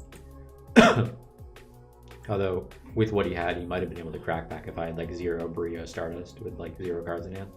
But I might have had the Solemn set to it, so I think I would have been pretty much okay. But that was that match, so I just OTK'd him. Now let's look at this one. If you guys want, I don't know, if you guys want me to cover anything or address something or send me a replay or send me a deck or something, I don't know, I'll look at it. I'm just chilling. I'm going with the plan of looking at these replays, but if there's something else that seems pressing, then you know. So, you know, I went back and checked because I was like, did he really just hold the dust shoot there? Or did I move too fast? Because sometimes I move too fast through the phase, and I do something like this, and they dust shoot after, and it makes them seem really smart. But in fact, I was just moving too fast.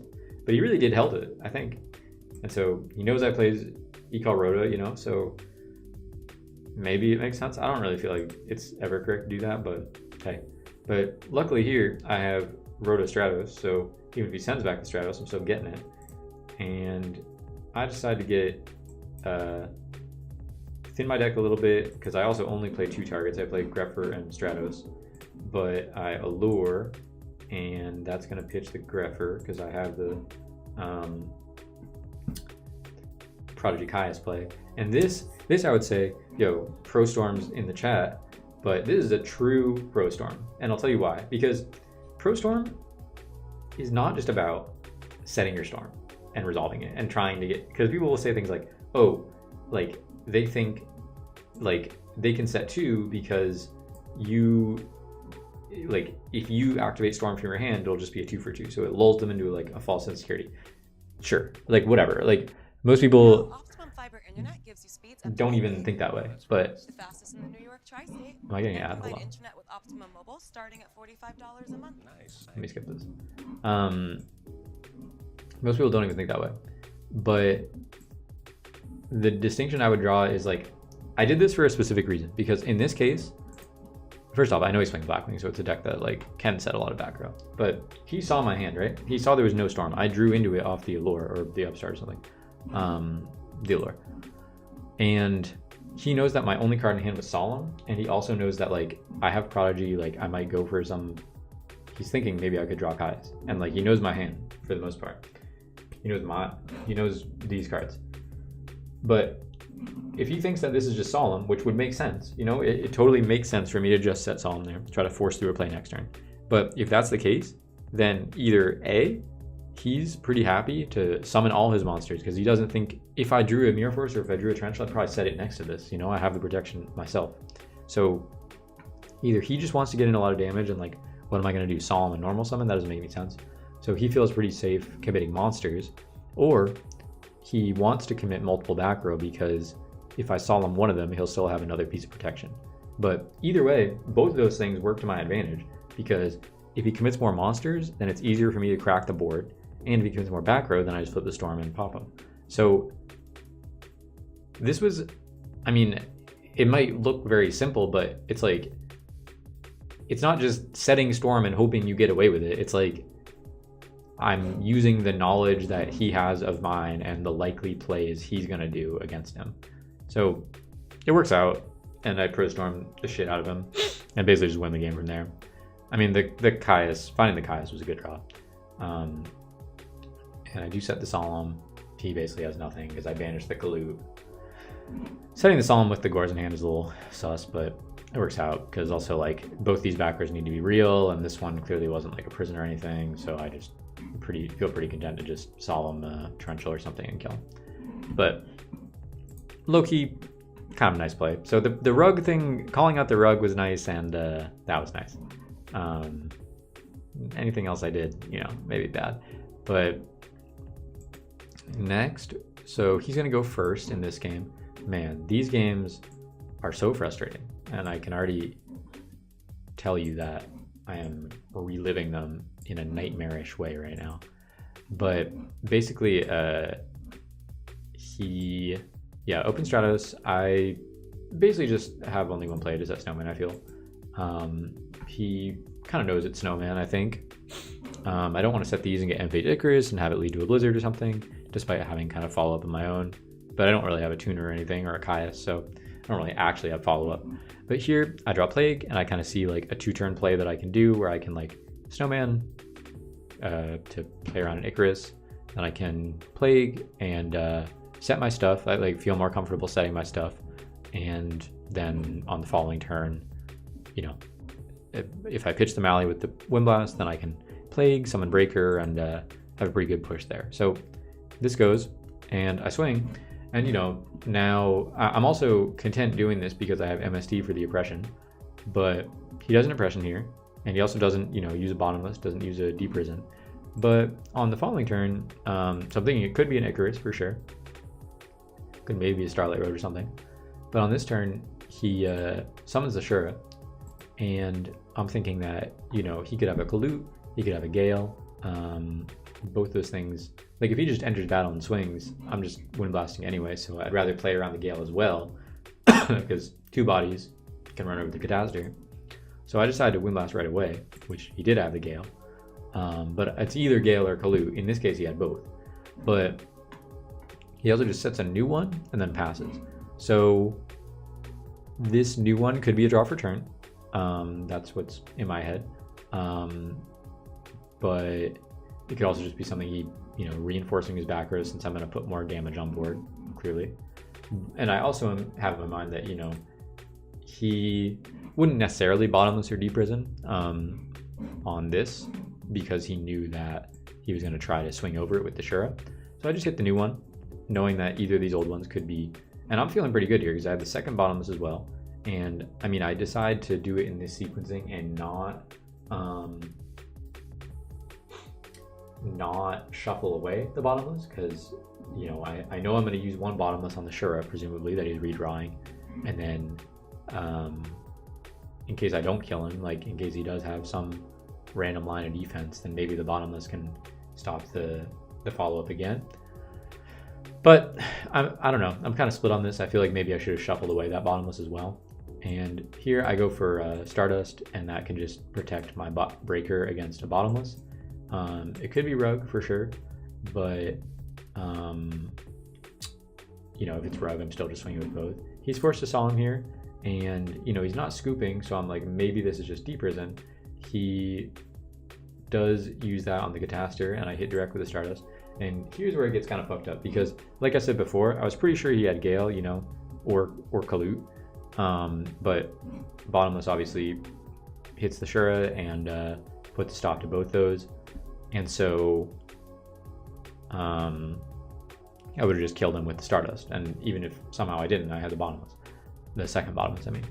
But given he has both Kalut and Gale, that means that he can summon these, and clearly he's playing around bottomless, but he can just swing over the Stardust and be able to out it. And if he is pretty sure that this is bottomless, then that's probably what he'd do. So the fact that he makes Goyo here, immediately I'm in a horrible spot because I know that he has Dark Armed and there's nothing I can do about it. So I have to bottomless, and like I'm praying that my next draw is Brain Con. And I kind of feel like he could have even gone Bora here to cut that out. Like he goes special. Yeah, I mean, it puts me to 150 or something. So maybe it leaves me with like a Miracle top deck or something. But yeah, I don't know. This gives him more follow-up, I suppose. But even if he... yeah, maybe it's better. I do top deck Miracle. So, you know. But like, I would have had to get Miracle in defense, and like, he still had Dark Arms, so any monster, but... Anyway, I just lose the game from here, because even with this, it's like I would have had... This is a frustrating thing too. It's like I would have had to draw, because if he just goes Blizzard, you know, into a level 6, or like I have a whip, or if he doesn't Synchro, I can swing over the Blizzard with a Greffer or a Stratos or something. But he draws the Bora as well, so now my bottomless doesn't do enough, and I would have drawn the E-Call, so I would have been able to swing over the Blizzard. But you know, I don't really know if there's anything else I could have done there. Maybe not shuffling the bottomless was a mistake, but I mean, like putting him on 3 specific cards that he had to have there. How can I know, you know? This is not a very good hand, but I decide to basically like I could pass and bluff Gores, and if he buys into that, maybe, but he can just generate a lot of advantage, and like any traps that he sets, I don't have very good ways to play through them. So I basically decide that I'm going to set my Gilman and bluff a Snowman, and it works perfectly because he goes Whirlwind this and doesn't attack, and I'm like, oh great, perfect. And so here I think I make maybe an arguable error, but it's like if I flip Gilman and swing over the Kalut, if he Kalut's there, I would probably be forced to summon the Prodigy and lose out to an Oppression pretty hard. But maybe that's worth it. I don't know. I just wasn't necessarily predicting Rug here. And even if he does Rug, it's not like horrible for me. Like I have follow-up. And like it would have just basically saved me 1400 damage, but it risks the Kalut. And it also puts this Kalut in grave, whereas I kind of wanted to banish it. But he already searched, I believe he searched the Gale here. Let me just double check. Yeah, he searched Gale, so I know he has Gale. And I know that Caius was going to get destroyed in battle anyway, because I didn't have any protection for it. So I was kind of okay with losing it to the Rug as well. And here I draw Storm, and I think I'm flexing on him, and I banish face down, put face down, slam it, and now I do this, and I know he has Gale, so it's not as good as it seems, but I decide to Miracle anyway because, you know, it's like I'm hitting him for a ton of damage here, and if he Gales over the Caius, then, or the 0, whatever, then it's pretty close to lethal next turn, and that's just what I decided to do. I think, I don't know. I don't really know if I would say this is a misplay either, because I think that if I don't do this, like if he just goes Gale swing over the Caius and I keep the Miracle on hand, then any trap that he draws gets really, really strong. Like Oppression or Bottomless, like the Bottomlesses are maybe not in his deck, but it's hard to say. But the one thing that this play does is it loses really, really hard to the combination cards that he has, which is Blizzard. And I probably should have just realized how bad it was going to get for me if he does have Blizzard. I don't know if it really would have changed my play. Like, I don't know if things get significantly better for me. But he also draws Darkground. So he has a couple different plays he could do here. He goes for a pretty good one, which is Goyo take, makes Stardust, and this is halved, so it can't really do anything. The way this works is Diva can't even boost the 0, and I drew the Gilman. So I have to just get set here and, you know, hit that and let him kill it. He sets the rug. I get what I think is a pretty good draw. I'm like, great, I might actually be able to stall out and like reset this game, and he's still low life, but he has the fucking Darkground. So this just went from bad to worse, you know? Like, and I actually draw a Miracle here, and I'm like, all right, great, more false hope, you know? I have to crash this, but, you know, maybe, because fear of brain con, but like maybe I can get there. You know, he draws this. I figured probably he had a Sirocco. I have Does, so now even if he thinks I have Gores, he might be more inclined to attack, blah, blah, blah. And now, also, we're like a minute from time here. So even though, I don't know, again, I probably could have held this a turn, but we're literally like, this is my last turn of the game, my last turn before time. Like, time is called on his turn, and I know this. So I just want to get in damage if I can. Like, I'm lower, and if I take another hit and drop the Gores, if he has any defensive trap, then that's going to be equally bad. I don't know if it was correct to target the oldest one with Dust, but I thought that was the one. I thought it was what he set behind the Darkground, but he already had it set the turn before. So I think I could have targeted a different one. I don't think it really, like if I hit the Mirror Force, then it would have mattered. But he also just was going to kill me with Brain Con most likely. So I think I can survive with the Gores, but it's kind of dicey. And here, you know, I'm at a big life deficit. He clears my board actually with Deck Dev and Brain Con. And he gains life, and of course I just lose. Like, how am I gonna beat this in time? So that's how I lose this game. And yeah, I gotta say, that was like pretty crazy. Both the game 2 and game 3, where I like was in a pretty good spot, and then he just kind of had the perfect crackback. But I don't know. Yeah, that's a tough one. It's like, what are you gonna do? But let me play one more, and then we got 3 more replays, and then I'm gonna be done. So let's see. How are we feeling? We still engaged? We still sticking in there?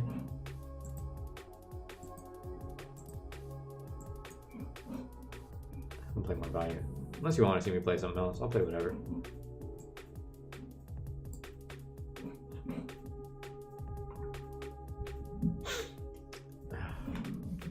Yeah, that fucking Yandime game, just like kind of everything that could go wrong did, and it was very rough for me.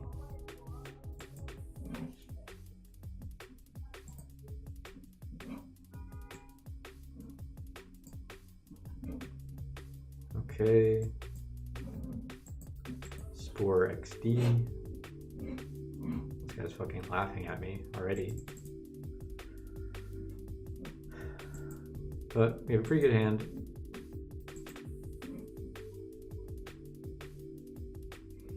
Sometimes here I wouldn't want to let them know what I'm playing, but I don't really have a good conversion for the value. Like if I had a Caius in hand, maybe I'd consider just setting the value.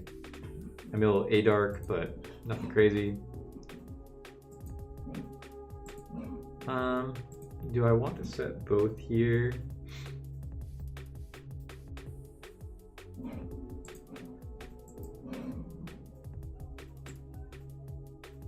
I think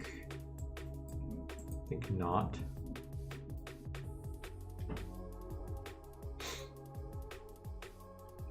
Because I don't really want to Solemn the Storm, and like I can Solemn a, oh my god, just everyone's playing plants.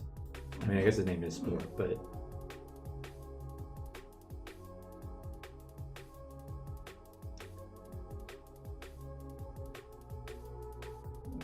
sure. Oh, Gigaplant. Oh. That's scary. Does he have Supervise? Okay, he does have Supervise. So this makes an 8 if he wants it to.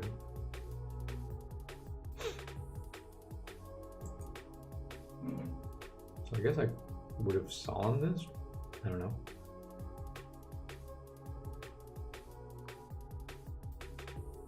Yeah. He's comboing. Stardust.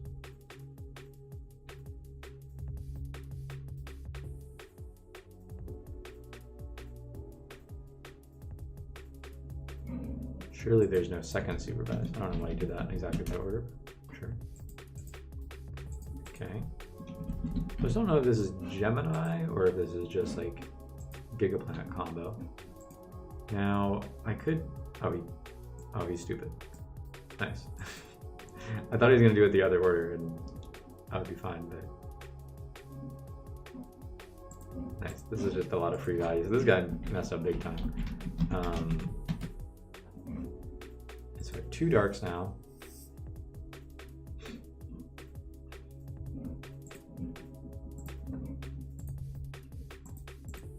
Perfect.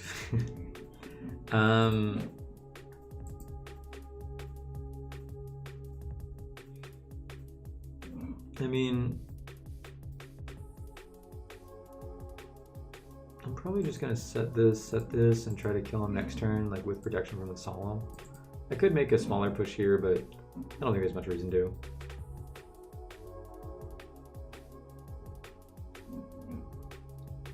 So do I think I am just going to Solemn this because I don't want it. I don't want any bullshit to happen.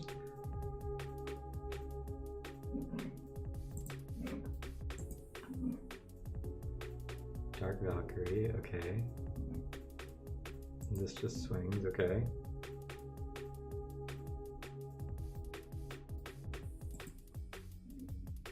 So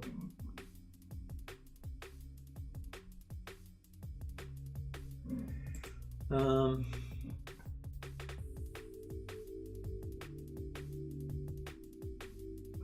mean, I can definitely do a lot. I'm just trying to think the exact way I can do it. Because I don't know if I necessarily need to Dark Arm Prio Pop his monster, because I can just like pop the back row, honestly. And then like Grepher Pitch, Plague.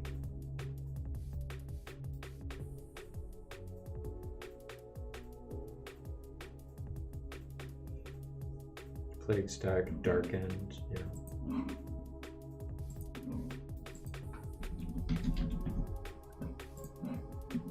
Sometimes I play Iron Wall, so I am gonna use priority here. Like he can bottomless this and it's still. I mean, this is still fine. I don't need to OTK him then, but so here it's just like Grepher Pitch. And I could use the Plague, and I could still make a big board. 21, 28, 25 is not game.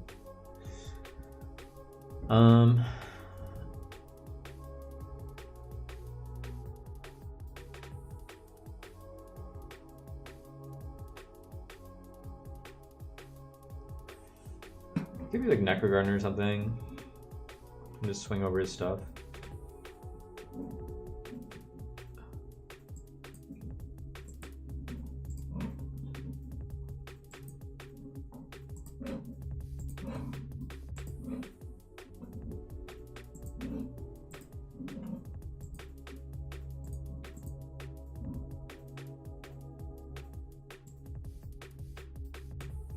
Like everything else doesn't kill him and leaves me with 0 Darks Engrave, so this is fine to me. He has Wars here, it's really annoying, but so he has 1 Dark Engrave. So Brain isn't really even doing much. Okay. Not bad. Not bad.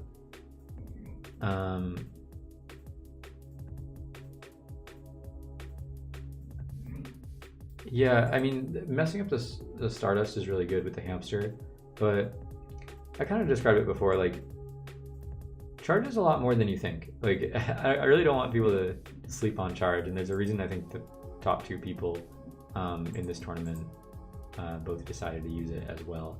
Like, it's just hard, it's hard to describe. It's kind of sneaky good, or maybe not so sneaky, but it's just like, oh, I guess I can't even impression in the damage step. Yeah, maybe that's not good.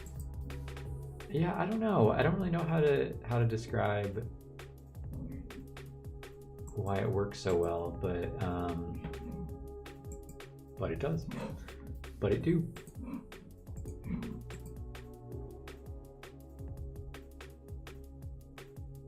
Yeah, it's just really like milling in main 1 lets you know how you want to play the rest of your turn out. I think that's the best way I can describe it.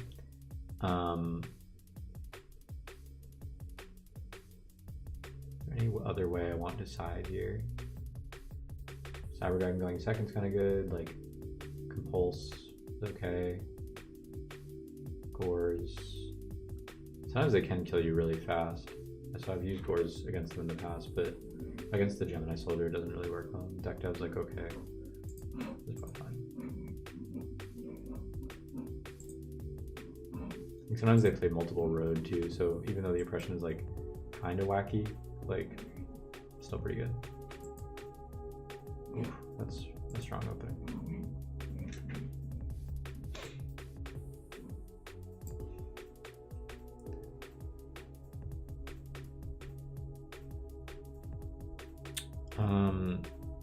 So he is making Raptinus. Upstarting.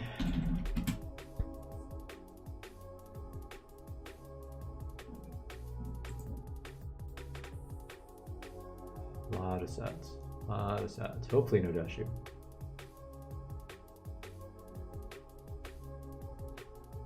We have Dark Armed again. Can't be mad at that. We've been drawing a good amount of Dark Armed. Gotta love to see it. Okay, I mean, we can make an... This is still not that good.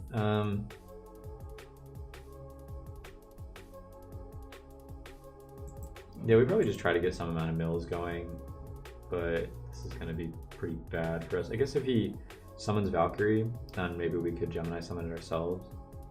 But we're definitely not in a great spot here. Once the Raptinus comes out, the game gets scary. I've actually not played, I mean, I played this against this deck a decent amount, but I don't feel like I've played against any really, really good players playing it. So is this just Valkyrie here? There's 2. Oh, so he's just summoning, okay, I see. Okay, so as long as he doesn't have...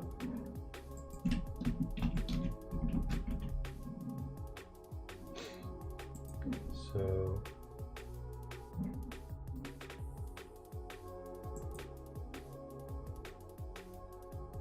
I think it's Chainlink 1 me, Chainlink 2 him. I think. Or he activates before, I don't exactly remember, but I know he gets the effect. I guess he can also swing into this. Well, I mean, you could always swing into the face down with the soldier anyway, so it doesn't really matter. In main 2, he'll be able to pop this with the Valkyrie if he wants to. Kind of depends on my mills here. But I'm not in the worst spot.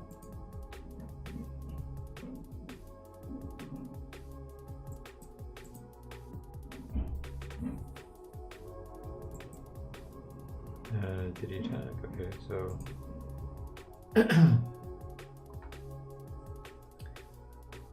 you know, people side in like Bestiari and Mermillo and shit just to tag out. What if I sided in Gemini's so I could tag out my? What if I BrainCon as Gemini Soldier? I have something to go into. Ooh. Oh, this is bad. Right.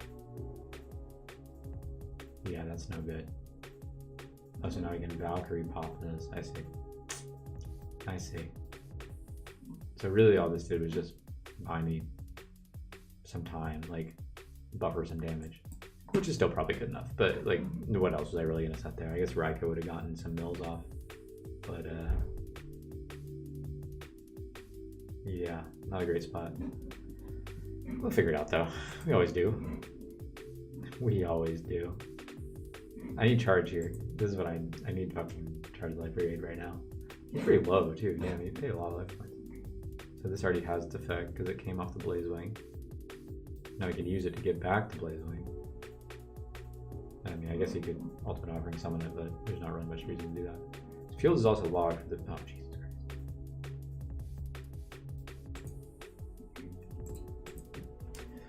Christ. Alright, we gotta cook. We gotta cook here. So when something happens to your kitchen and you say, "This is ludicrous," you get the only line I see. Don't be alarmed. You need to file a claim, holla at State Farm. That's right. Like a good neighbor, State Farm is there. State Farm, Bloomington, Illinois. Yeah, this is gnarly. What does this get back?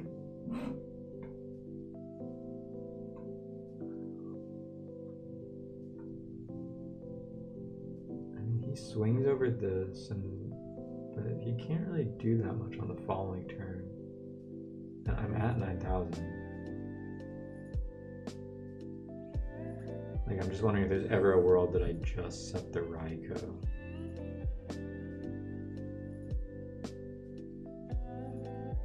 I'm taking that damage, but I'm not really taking that much more.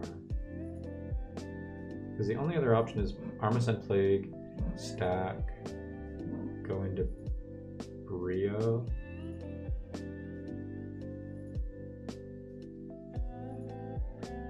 Brio, Pitch Value, Sork, bounce 2 random back row, Dark Arms. I still have Brain.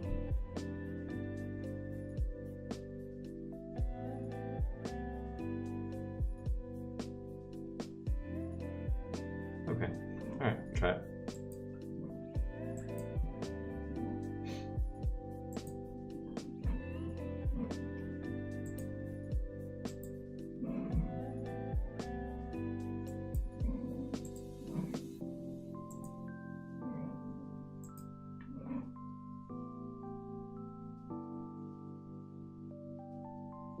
So this pops the Plague. So I guess he was always getting wrapped in this anyway. Yeah, I was kind of fucked here.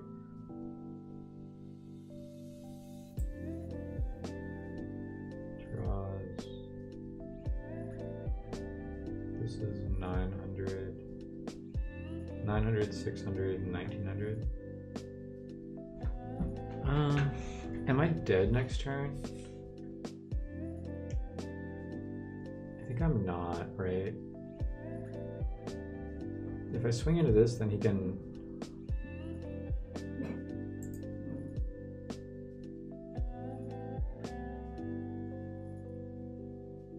He can summon another Valkyrie. Yeah, tough spot.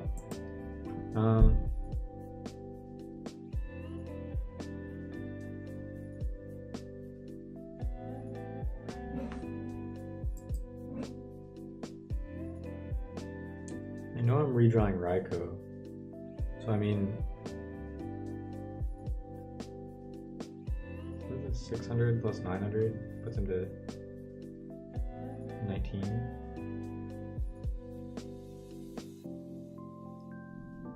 Yeah, I mean, this is very stupid, but I'm just gonna go for it.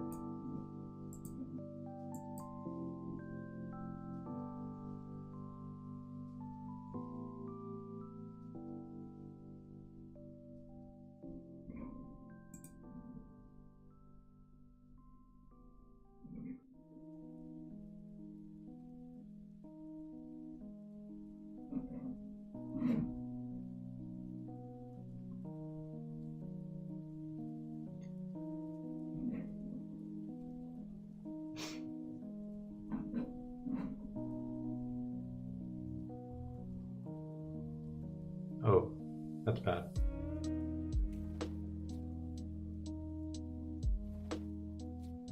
Does that kill me?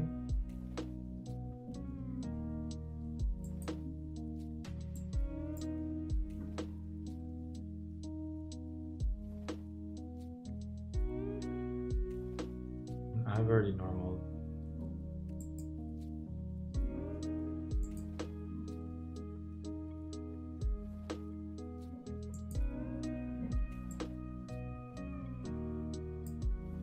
Yeah, I don't know. I'm not sure if he can put together 9,000 here. That's the only thing. I guess he can.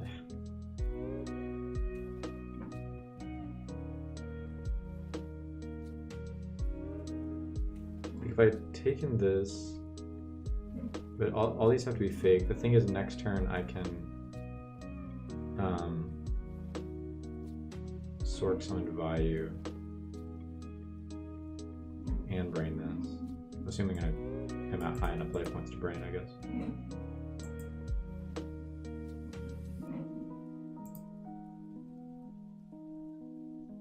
Yeah, I think 3 hamster 1 charge is too much. You just don't need that many of Raikou effects. Like, you just don't want that many redundant cards. So, Toon Magician that doesn't use Offering. Now what does Brute Drago do again? Oh, we can Dark End here. Ooh. Maybe that's what I'll do.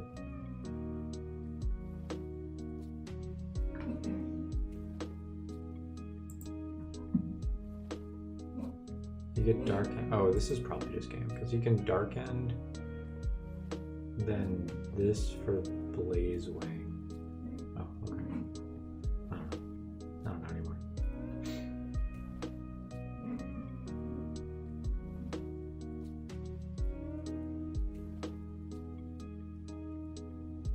Yeah. That for Toon Magician. I wasn't thinking about that. I wasn't really thinking about Toon Magician at all, I'm not gonna lie. I think not all the builds play that card, but they probably do. I think mine don't. Oh, Dark Valk. So 19, 18, 37 plus 1,000. With Asana, it's easy to monitor projects across teams and track status and progress at a glance, so you and your team can make smart decisions faster. Try it for free at asana.com.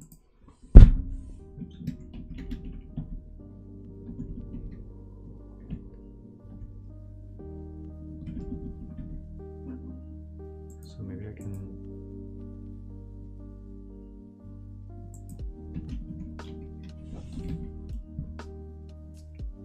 What's going on here? So I can still brain this and I can pop something too.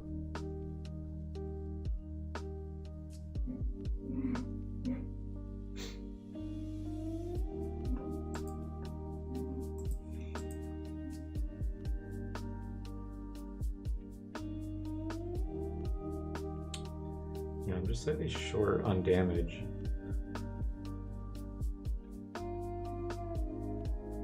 Plant or insect. I don't have any plants or insects.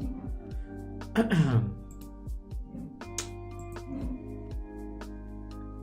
think it's gotta be like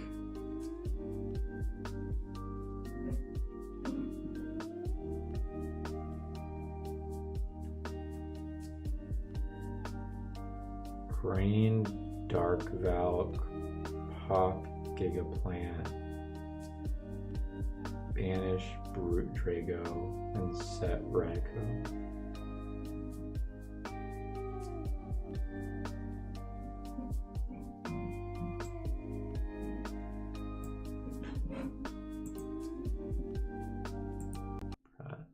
My playlist changed. I don't know, wasn't that shit? Make the guy wait while I fix that. Alright, okay, so what did I say? I have to sort, banish. I'm gonna start with this.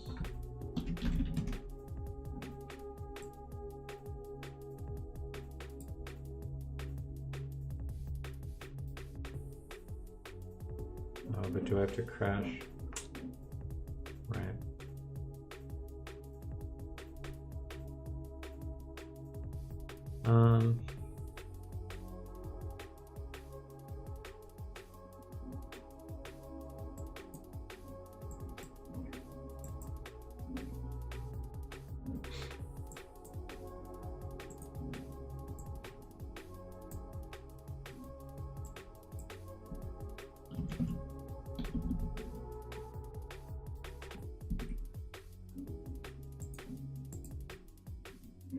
And then this in attack or defense doesn't really matter.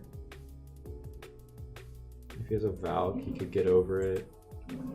But I think if he has a Valk, I lose anyway.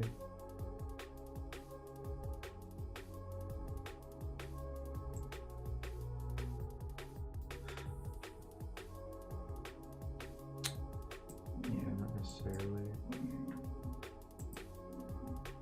I mean, it's definitely a extremely bad spot. Okay, so he finally has this, which was something I was worried about him having the rest of the game, but he just didn't use it, which is kind of crazy.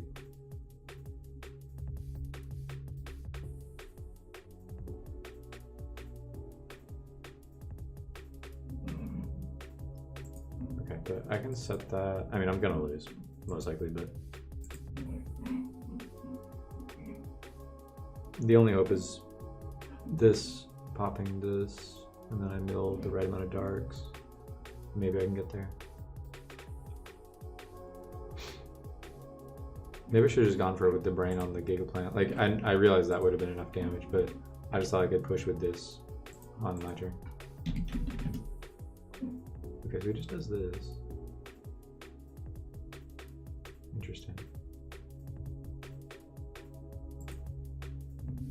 I mean, that doesn't really help me. So I probably just need to hit here. Yeah, I don't really see a world that anything else makes a big difference. So I need to hit 2 darks.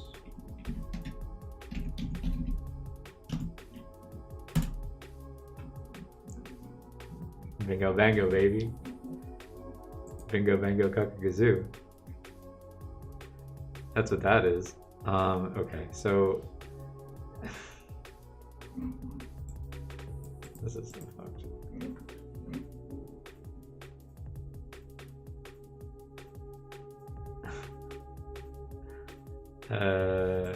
Okay, so I have to. So this is now face up on the field.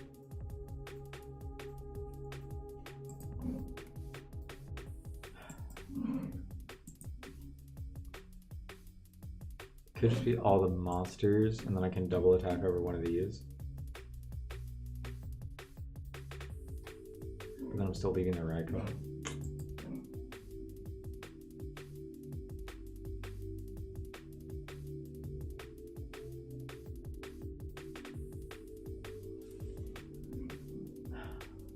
I guess maybe I don't care about leaving these, about killing these rather. I pop the back row. Pop the new back row and Brute Drago.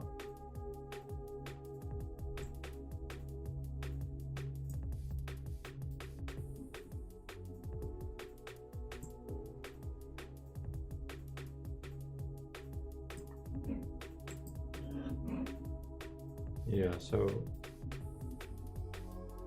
pop.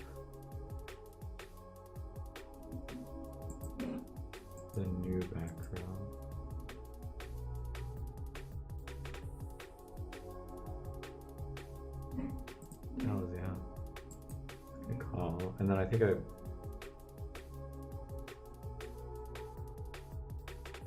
It's like pop Brute Draco, swing with Dark Armed, and then pop Raikou main 2. I'm just guessing. I'm just guessing at this point. This could easily be a real trap as a back row. But I don't really want to leave the Raikou up. I don't think I can afford to.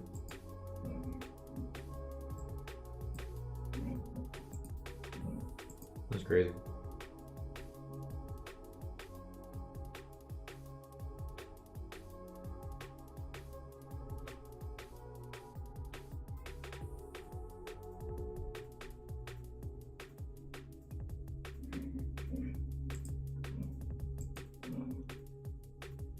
Maybe I don't need to pop that now that maybe I don't even need to attack. I could just depression this.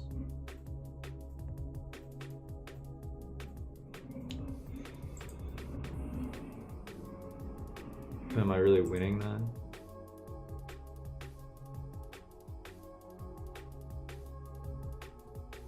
It's an ugly, ugly situation. I think I'm gonna hit into it and pop main 2.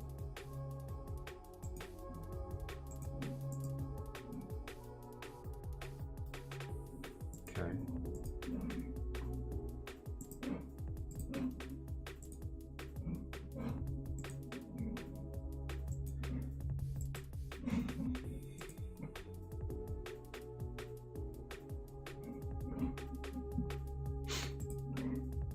I mean, I could very easily just lose this game, but I could also win.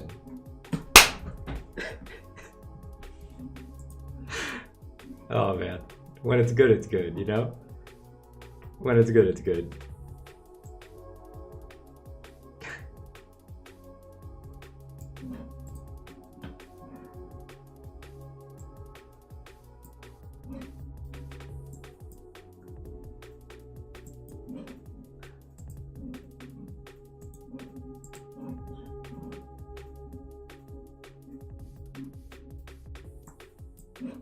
Pop the new background.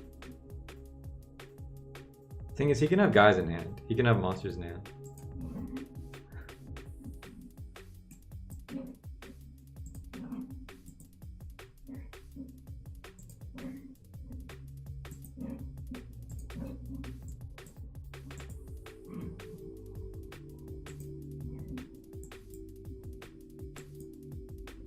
Because if he pays 5 and sets a guy, then... Yo. I'm kind of good. I'm kind of good. I'm kind of nice with it. Alright. That was a good game. That was a well played game by me. Like what? Like... It was, yeah, it has to be road, right? I mean, probably. I think he set 4 at the very beginning of the game, so yeah, I mean, it's gotta be.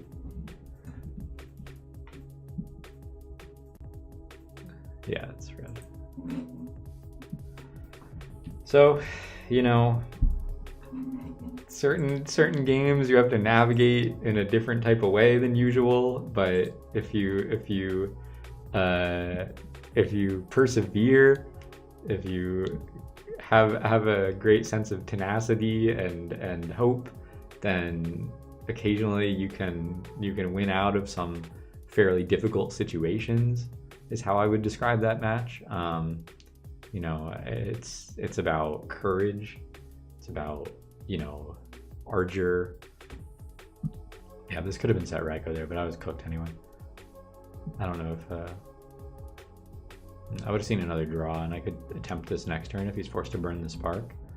But I'd probably also just die. Man. That was crazy. But I could have just killed him there. I could have just brained and Gigaplant over the... I just thought one of the backers might be real, but then by the later point I had to risk it anyway. And like, he did end up setting 5. Like by this point, it was 2 back rows that, like, so I was pretty sure one was road, but yeah. Wow. What a game. And his supervise in hand. And his double dead reinforced tree. Jeez. You know, sometimes the game is good. When the game is good, it's good. Anyway, all right, let's finish out these fucking replays and I can leave for the night. That was pretty nice though. That was a good one to have on the stream. We like to see that.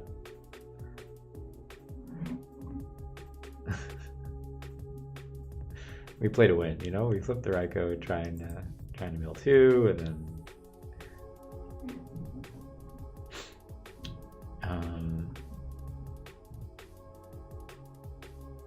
so where am I going? I am going to the Icarus game, which I already have alluded to many times because I sacked the shit out of this guy. But let's see. Oh, that was nice. I cooked on that one. Yeah, this guy I feel bad for. This guy goes, he thinks it's gonna be a normal game. That's his problem. He thinks it's just gonna be a normal, average, run-of-the-mill match. We're just gonna go swap Treeborn, you know, I'll summon a few monarchs, I'll summon my Light and Darkest Dragon. I'm playing little 2010 Frog Monarchs. But two things. One, you're dealing with a very lucky individual. Thing number two, I know that he's playing Light and Darkest Dragon. So I'm sitting here and he goes this, like, I know we're at Worlds, like I know this guy's not just gonna like Caius the back row, I chain the dust shoot, like things are all going good. But he does this, he does special descent, and I'm like, you're not getting one over on old James. So I dust shoot on res. I'm like, I'm not getting Light and Darkest Dragon, that's not what's gonna happen. And I send it back, sure enough, and he attacks here. Bounce back, normal summon the swap because he specialed it. Here I go Ecal Stratos, very fortunate 7th card, and you know, I'm planning maybe, like, I know his hand here. The thing is, he can, like, if I set the Solemn, then he could go Soul Caius, and I just Solemn the Caius, but I don't really have like good follow-up plays from that. I don't know. It was possibly still worth it to do that. I just, if he, what was I trying to say? Like, there's a lot of ways that I can kill him next turn. Because I can go this Diva, Briannac, pitch this, then bounce everything and double Miracle for game. I don't know if there's a way that, like, I think I just thought it would be more likely for him to not set the econ, which is really what I wanted. What do I think about instant fusion with E-Hero Mariner? I think it's fine. I just don't think, like, I feel like I probably max Inferno Prodigy before I played instant fusion, to be honest. It also takes a lot of space in your extra deck. But he does just Caius here. I'm trying to think, like, could he have done something crazy to me if I set Solemn? Or maybe I should have just set Solemn. He probably just does the same play. Like, he probably just does Solex Caius or Econ Caius. I don't know. I just felt like I didn't really need to set it. Sure enough, he doesn't set the Econ, and also he does this, so I know the card he drew was the Dupe Frog. And so now I just do what I just said, and I just kill him. I do this all very fast, because I had just gone to time at the Ondaime round, and so I was like, I'm not going to time again. And I just spam everything. This takes me all of 10 seconds or something. What? Special Prodigy to the time that the Miracle Fusions are resolved is about 20 seconds. So I just kill him, and I know he has no way to stop it. He hits me with a GG, which I found very funny. I would never say GG after that game. 0%. Like, you're gonna open Dusher in full OTK. So this one, this one's like even worse, you know? Like, that one was like me drawing a good hand with my deck, you know? Like, that was a good hand. This, it's much more about like the way in which I drew things, because he sees the Mind Crush, right? And then I hit the dust shoot. And there's even maybe an argument that I could have played this slightly differently, but I just dust shoot and he does the smart thing and chains the MST. You know, people do that all the time. There's no risk of it, but it actually was, you know, he knew it was Mind Crush in this case. And so now I know his hand, and I send Fiend, and he just has to pass because he has a fully bricked hand. He could have tribute set the Caius, but he doesn't. Now he tribute set this Caius, so I figure this is probably some kind of defensive card. I know he sides in like Mirror Force. So I just set my Wind Blast. Figure probably Wind Blast the Caius and hope his hand is, you know, brick him for another turn. If I draw a Diva or something, I'm in super gas mode. So I just pitch this. You know, I didn't have the Wind Blast yet, otherwise I obviously would have searched Malicious. Now I'm kicking myself, but I felt like that was a little more likely to, like in case the Stratos got banished, then you can always normal or special the Prodigy and still have the Miracles live, especially with the Mind Con, you know, like I wanted to be able to convert off his waters. So here I just pass. He did find the swap after I spun back the Caius. So it's no longer on the top of his deck, which is pretty annoying. And it's weird that it's not weird, but it's annoying that he found the swap that specific turn. So, but here I'm pretty sure that this is, you know, a Mirror Force or an Econ or something, one of the two. And I figure I have the opportunity to make some plays here because, like, if I put the Absolute Zero down, and I really think a long time of whether I attack or not here, because if I Mirror Force and then I don't really have any plays, like I have a Miracle follow-up, but yeah, I guess that's fine. I don't know. I eventually decide to attack, but probably shouldn't have been that complicated. I don't know. I just thought for a while. I just figured it would unlock his back row, but if this happens, then I can just set the play again. He's kind of faced with a decision where it's like, I know he has the Caius, but he has to either Caius the Zero and he takes me off waters, but then I'm gonna have Plague Mally next turn, or he Caius the face down and swings over this, but then I have water. So either way, kind of leaves me in a good spot because I have two threats, just so to speak. But hey, he draws a water, so he's able to special the light and special the swap and summon Light and Darkness Dragon. But so that puts me in a really bad spot. And so I mean, he has a lot of waters in his deck, so it's not really, it's that unlikely. But this puts me in a bad spot, right? So, you know, he has one negate on the Stardust, but I draw my trusty Caius the Shadow Monarch. And I think for a while whether I attack here too, and I think I probably shouldn't have, because it gives him the easy swap Caius next turn, and like if he drew another lad, it could have been really bad for me. But I don't know, because if he could just drain his own lad with the Treeborn and then Caius this, then have lad Caius, but this would be weak. But I don't have super good fault. Like I would Miracle over it. I've already kind of gone through this once in my head, but I Miracle over it, and then I could swing over this, and then he could still get back. I guess that's fine. I think I probably shouldn't have attacked. But that makes this even worse, because I think I realized that in the game. I was like, I probably shouldn't attack that, because now he just has swap Caius. And like, even though I have Miracle, like it's still, I still have to burn my Miracle and he's just gonna get it back.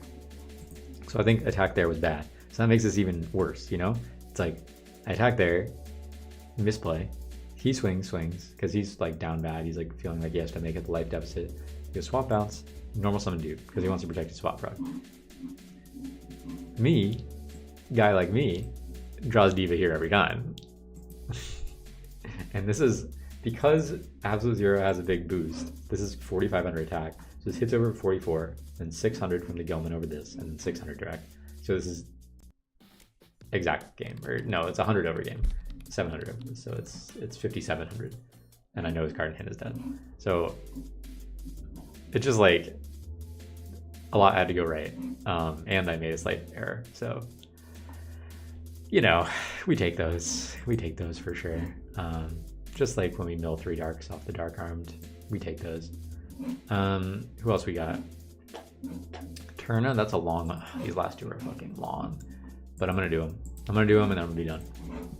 Ask your questions now, by the way, because I'm gonna get the hell out of here once we're done. But yeah, man, the Gemini one. Those are one of the ones that stick with you, you know. Okay, Turna. I know he's on Value Turbo. This is the last round of Swiss. Winning, I'm in. Losing, I'm out. So here I do a play that immediately loses to oppression, because my thought was, if he does not have oppression, I will probably just win the game, because I go, you know, Mali, Diva, make Stardust, make Goyo. He can only block one with prison. You know, if Goyo takes this, if it's not prison, if Goyo takes this, then I'm milling Plague. And my hand was not that good. Otherwise, like, my hand was not that good into oppression. I would have to upstart, and then, like, if I'm alluring and pitching the Greffer, then I don't have a good way to discard the Mali. But I decided to go for it, and he does have the oppression, and now I'm spamming upstarts and finding absolutely nothing. So upstart really, it's not even that upstart was bad here. It's just it literally found more bricks. Like, I'm still happy about upstart, but, like, you know, and I'm pretty sure he just, like, kills me here, or he gets very close, because he has burial too. But yeah, I mean, I draw more cards that lose to oppression, and then I die. What are you gonna do? That's why I'm not playing decks that lose to oppression anymore. Good hand, right? Great hand. Fantastic hand. Should be an easy win. Wrong. This game is gonna haunt me forever, I'm pretty sure. This game is ridiculous, because I think I should have won for sure, but the way that I did not win is very frustrating. Do I think Vayu will make Edison like Chaos Turbo? That's a good question. I've thought about that a lot. I don't know, and it's two things. I don't think the Value Turbo mirror is as deep as the Chaos Turbo mirror. That might change, you know, like we might find some new stuff, and maybe the more I play it, I'll feel differently. But I think that it's too fast, and the blowouts are too blowouty, and, like, there's just not really a lot of room to outplay. So I don't think that, like, I think people enjoy playing Chaos Turbo mirrors. I mean, they might say they don't, but I enjoy it to a certain extent, even though they've gotten really sacky. But yeah, like, the Value mirrors kind of rough. So that's one reason why I don't think it'll, like, achieve the same effect. Like, if it's talking about everyone playing Value Turbo, then that's possible. But I still think it's, like, the field is wide enough. Like, I built that Dragon Flip deck that was having really good results against Value Turbo. So, I mean, there are decks that beat Value Turbo, I think. Like, I don't know if that would be... I don't know if the average player playing that Dragon deck would beat me playing Value Turbo. Probably not. But, like, I don't know. I think there's room to metagame around Value Turbo, but it's a very strong deck. So, I don't know. But yeah, this hand seems great. So, I sent back the Caius. I don't know what the fuck I'm supposed to send here. I've thought about this since... I've thought of this match a lot, clearly. But, like I have Crow for the Plague. So if he goes Greffer, like, anything that he might do to get the Plague engraved, I don't really want to send the Plague back, because then he can just send it with Armageddon or something. I could send the Reaper, but I also want to get rid of the Reaper with the Caius. So it's kind of about, what do I not want him to redraw? Because if I Caius something and then he redraws the Reaper, that could get kind of annoying. But I also... I mean, maybe it's just Reaper. Because I also sort of, like, if he bluffed me, if he set a Plague or he set one of these guys here, then I miss it with Caius, then I can kind of be in a bad spot. So maybe just sending Reaper is correct, but I also feel like Brain Caius is one of the only ways he could get back into the game. So that was my logic for sending the Caius. Here, I just use Storm. So it pointed out to me that I don't have to use Storm here. I could just Caius, eat the Solemn, and then plan on torrentialing this. But if he draws like Storm or MST, it really puts me in a bad spot. So I think Storm is correct. So I just put a lot of pressure early, set my Solemn, or set my Torrential, not Solemn. He draws Torrential, so that's already a problem. He sets the Plague. I just swing, because either it's Raikou or, well, I know it's not. I know this is the... So I figure it's Plague, and I have the Crow for it, so fine by me. He sets the Trooper. Now, I may have made a mistake here, because there's a pretty decent read that this is Torrential. In the game, I was like, it could be, it couldn't be, but I used my Future Vision anyway, not really thinking that. He can just kind of not commit to the field and stall out. And I also Crow there, which maybe I didn't have to. Because he can make Goyo here, and I could either Torrential it, or wait for my Future Vision to resolve, or do something like a Crackback with Prodigy Kaias and keep all my stuff. But at the same time, Crow is fine. So, but he's also fine with that trade, because he knows he's just going to Torrential my stuff on the come out. So he just passes. I know that Torrential's coming by this point. I'm like, okay. So I do this, and it's like it would be 2 turns with Kaias, so I decided to just go for it. I hadn't seen the rugs yet, but I probably should have looked at other side patterns he's had in the past. Gadget, yes, Gadget probably beats Vayu. I don't know, but not really. Like, Gadget doesn't really beat real Vayu players, to be honest. Maybe it does. I don't know. You could probably build an anti-meta Gadget. So I do use the Upstart because now my Kai's is gone. And now the game's kind of reset to neutral, you know? But I still haven't used any of my miracles and all that. So I use the Diva, and I'm still worried about oppression through all this. Like if this was the draw, but this just gets rugs. So the rugs get very good value this game. I could miracle there, but if this is just a D prison or something, then I'm just kind of using my win con.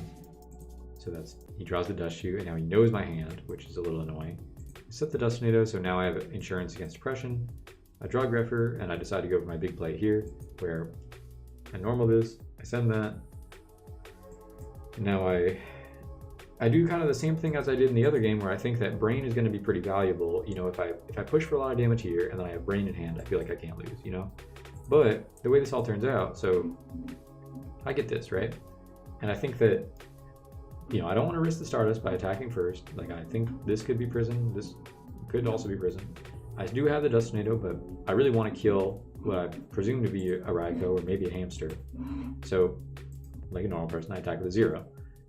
Now, this Raikou, he just mills, and he hits a Soroko to complement his Value Engrave and the Necroguard. So, I can see the turning point here, because so now I hit with Greffer, normal person, normal thing to do, and how do I describe this? So he's gonna go Vayu Soroko next turn and swing over my Greffer. I don't have a good answer to that. I mean, I can't stop that. And so then when I swing with one of these guys, he can Necroguard into one, potentially prison the other. So what I decided to do is I decided to swing with the Stardust. He de-prisons. I chain and then chain the Stardust. I could have just blind used the Dust Tornado, but I didn't know which one was de-prison. So I didn't do that. It would have gotten me more damage, but you know, I still don't feel like I'm in a bad spot here. So, and the reason why that matters, like all the stuff I said before about being able to Necroguard into one and then de-prison one. So leave the body on the field, and like he could draw his Kaias again, like he could draw Plague. There's a number of things that make him break my board, and then I still, like, I'm running out of pushes, you know, sort of. I still have 2 miracles in deck, I still have various other synchro plays, and I still have like a Kaias, I think, and like my breaker that I sided in, but this is, I wouldn't say it's getting away from me at this point. It's very much not. I'm still very much in the driver's seat, but that's why I did those plays. And so he Necroguarded this, and I figured that might be because this was the Greffer and he was going to try to draw Dark. In fact, it was the Raikou, and I summon the Sangin here. I swing. So I thought about this turn a bit too, where I swing with the 0 into this one, because I think it's the Greffer, but it's the Raikou that he drew. And now I know that this one is the Greffer, so I can't swing with Stardust. And I know that one way he can get back in this game is like flip Greffer, pitch for Vayu, and then, you know, crash something and drop Dark Armed.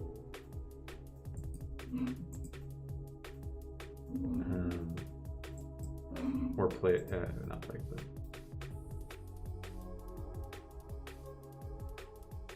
like crash, yeah, Armor Master crash the Stardust and then drop Dark Armed. But what I believe may have been a better play here is if I Torrential and then chain my Stardust effect on the Armor Master. I wasn't thinking about this in the moment. It's an odd play to do, but if I had done it, then I would just have Absolute Zero on Sangin, and the only thing you could really do is Armor Master crash into the 0, which would pop both his darks, so put him at 4 darks. And it's not so much that I was reading that he had Dark Armed in hand, it's just that that's the only thing that he can do that can get him remotely back into the game. So I think that that was probably the correct play. Very weird line to see, and it's only in looking back at this game that I've realized that. So, and even then, I'm still not in the worst spot, because look, so he crashes this, he does put himself at whatever darks, but he burns the Dark Armed. He burns the Dark Armed, it was gonna be dead, but I lose my Torrential, I lose my 0. Okay, so I still have Gilman in deck, and that's why I searched the Diva with the Sangin. By the way, I have like I have 14 deck. I have like Miracle, Breaker, Caius. I think no, I drew the Caius return, but yeah, I mean Caius, a couple traps, like a bunch of traps, and MST. Like the Breaker, I feel like could be really useful at some point. He draws Greffer, pass it. I draw Wind Blast, not useful. He draws Sirocco, very useful. I mean, it's a dark, but he pitches a Vayu and decides not to push because I still haven't used Mirror Force, I think, or maybe just doesn't want to use up the Wind Blast. So I fuck up here. And also, I mean, this is where, you know, upstart haters, if he was at 27, you know, I could have brained and killed him with the Caius burn. There's a number of things here. My Plague is gone also. Obviously, that's why I'm not like brain Caius, brain pitching Plague or whatever. But I figure that if he makes a push next turn, I'm thinking because he just pitched the Sirocco, he can make Armed Wing, might not commit another monster, and then I can just bring Caius and take back the game from there. So I set this on. What I didn't realize, and this is again just purely a mistake basically, that he had the Armor Master engraved, and that if he makes Silverwind, then it would be too low to use my Brain Con.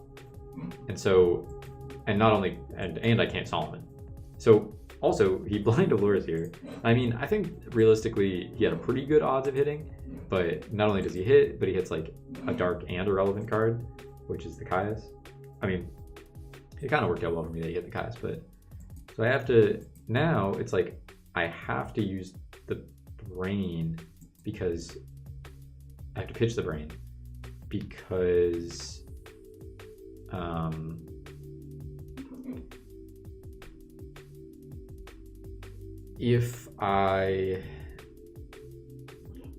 what I would like to draw here is like Breaker or Miracle, and if I draw that and he draws his last Raikou or Hamster, then I need to be able to Caius it. That's why I did this, because the brain was going to be dead either way, and I'm able to do this.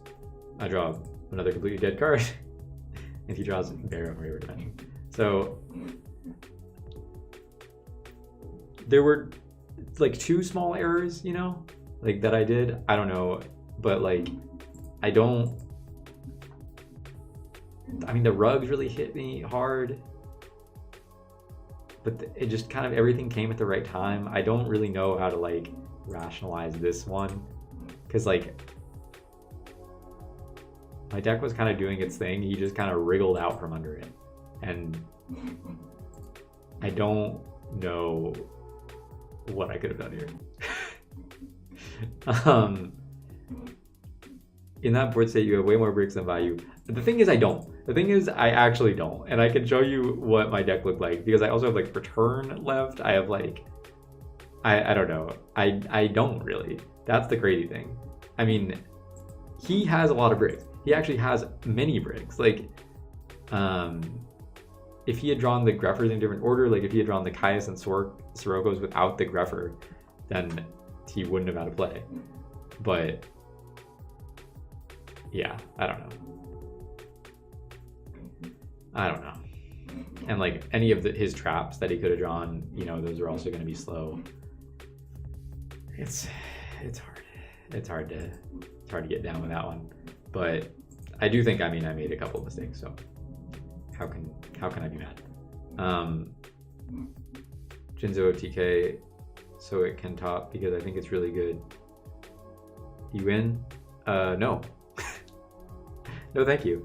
No, I feel like I've used Jinzo Return at various points before, but I don't think it's good.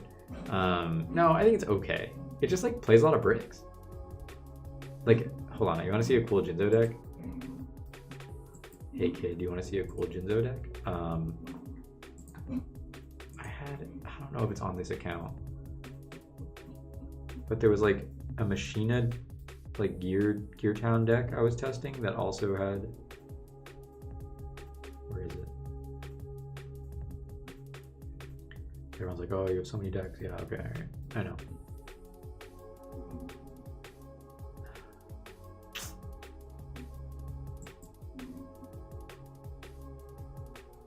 No, it wasn't that.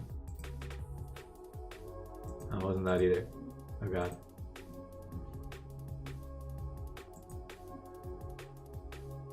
Wasn't that? I think I know where it is. But I had like, I don't know, I was finding, it was like Jinzo, Mausoleum.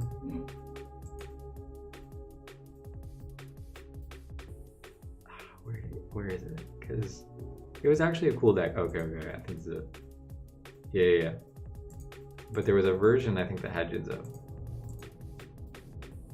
Yes, here we go. Now we're talking. This is a Jinzo deck I can get down with. Because Mausoleum into Jinzo, yo. Jinzo is no slouch. That's what I'll say. The whole point of this deck was just like Gear Town out a guy and then summon Ryo next to it and be like, alright, best of luck. It turned out Jinzo and Returner were not very good to draw, and really neither were like Future Fusion or Overload Fusion. So I think I ended up on like this and playing more traps and stuff.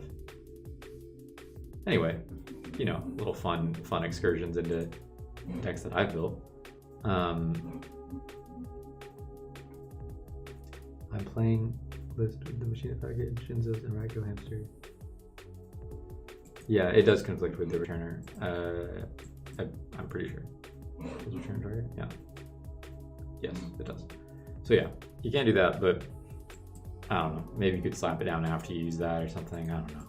Necker Valley is pretty good as like a generic floodgate to search. It might be better than, I think I felt it was better than Garden as like a card to search after your combo, more or less.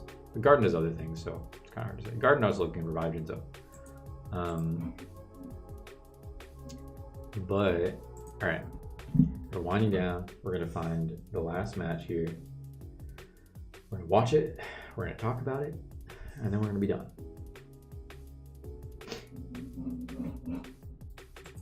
But yeah, fucking turn a match, I don't know. Pour one out. Pour one out for me. Okay. Samu Pustino, top 8 match. Goes first, wins the roll, obviously. Mills double Sirocco. Crazy. Has Rhoda, has it all. He has a good ass hand. He has a good fucking hand. I also have a good hand. Not gonna lie, I also have a good hand. Guys, this is what happens when your brain is too big. The brain is too big, and you start thinking things that you shouldn't be thinking, and you start thinking your opponent might be better than they are, not better than they are. That's not a good way to describe it. Like, basically, so I summon Stratos. Obviously, I summon Stratos. Like, and I'm gonna search malicious. That's always what's gonna happen here. But in a lot of Samu Pastino's prior lists that I had looked at, he had played double hamster against very good players. I think it's quite uncommon. Like, he knows I'm playing hero. I think it's not that likely that he would set a Raikou turn 1 that I could just swing over it with Stratos. I think he's likely to set almost any other card, a Vayu perhaps, or Trooper, or Necrogarden or something, or a hamster. You know, and the classic like charge for Raikou, set hamster instead. I don't want that to catch me. But I think even if he didn't have much plays besides setting Raikou, he might just pass rather than set it. He even had Gores and he didn't do that, so I don't know about all that. Like, I think that just pass might be better than set Raikou sometimes. But he wants to get his mill going, like, and with this hand, you have so much OTK potential by turn 2, I can kind of understand it. So I'm not even talking about his plays, but in my mind, I was like, there's no way this guy is just gonna set Raikou and have it get eaten. And I was like, okay, if this is hamster, then I'll just set my Wind Blast. Maybe I'll be able to catch a back row with it and force him to commit to get over the Stratos, and I'll be Gucci. But the crucial mistake here is that the lists that he played using double hamster were not playing charge. So as soon as he activated this charge, I should have known that this list was probably not playing double hamster. And that was, you know, I had studied his deck before this match and got myself in the mindset of what to look out for and what he was very likely to play. And I overlooked the fact that in this tournament, he played charge and he did not play double hamster. I think if I knew he was only playing one hamster, then the odds are tilted way in my favor that this is just the Raikou and I just swing over it. Instead, I still assumed he was on double hamster, and I assumed he might go for one of these tricky plays, and I did not attack it, which I don't know if I would say cost me this game because his hand is really, really good, but I think that I would have had a much better shot. So because this also, like, I mean, it doesn't really matter this way, but I might have milled different cards if I swung into it. Like, milling the Plague here is really big for him, and I don't even get the benefit of stacking his draw with the Wind Blast. He just goes in here, but I have pretty good crackback, and he doesn't seem to have any defense. And one that tips me off in one way, because I thought that, just as I said, like, it's really uncommon to want to set the Raikou without any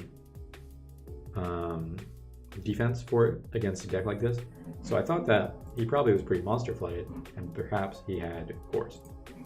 So even though there actually is a number of lines to do here that I could OTK him, I decided that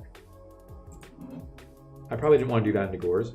And especially with the Plague Engrave, it's like there's certain lines I could do that I could make a board, and even though he might stop the OTK with Gores, I'm still maybe dark ending the token and attacking over the monster or whatever. But with this hand, even if I did that and used all my cards, he would just be able to crack back with the Plague. So I didn't want to do that. And I think that I make perhaps an error here as well. I don't really, I gotta be honest, I'm not really sure what the best line here is. I think I'm inclined to believe that going just Diva for Gilman, make Android, or Catastor maybe, I don't know. But I think Android, then Miracle, swing over the Armed Wing and the Armageddon Knight, and you gain a little life points in the process, and you still have your Malicious Engrave, so you can follow up with the Plague. I think that could be a pretty solid line. I think using the Miracle is probably good, but I figured, like, I knew I didn't want to attack him directly, basically. And I thought getting the water out of my deck, I don't know. I think that was the correct line, Android, and like I thought making an 8 was good, but then like once I make the 8, I don't really want a Miracle on top of it. So I don't know. Could have gotten like Diva in defense and still Miracle. But all that being said, with how, like, the thing is, he can still go, for example, just like if I had made 0 next to this or in addition to any of this or whatever, he can still go Sork, just banish the 0, just 1-for-1 it, and then pop off with his other Greffer or Armageddon, send, revive stuff, you know, and I might be able to crack back that too, but he has Burial and he has another Armageddon or Greffer for the follow-up on the next turn. And if I try to kill him on the crackback, he's going to have the Gores.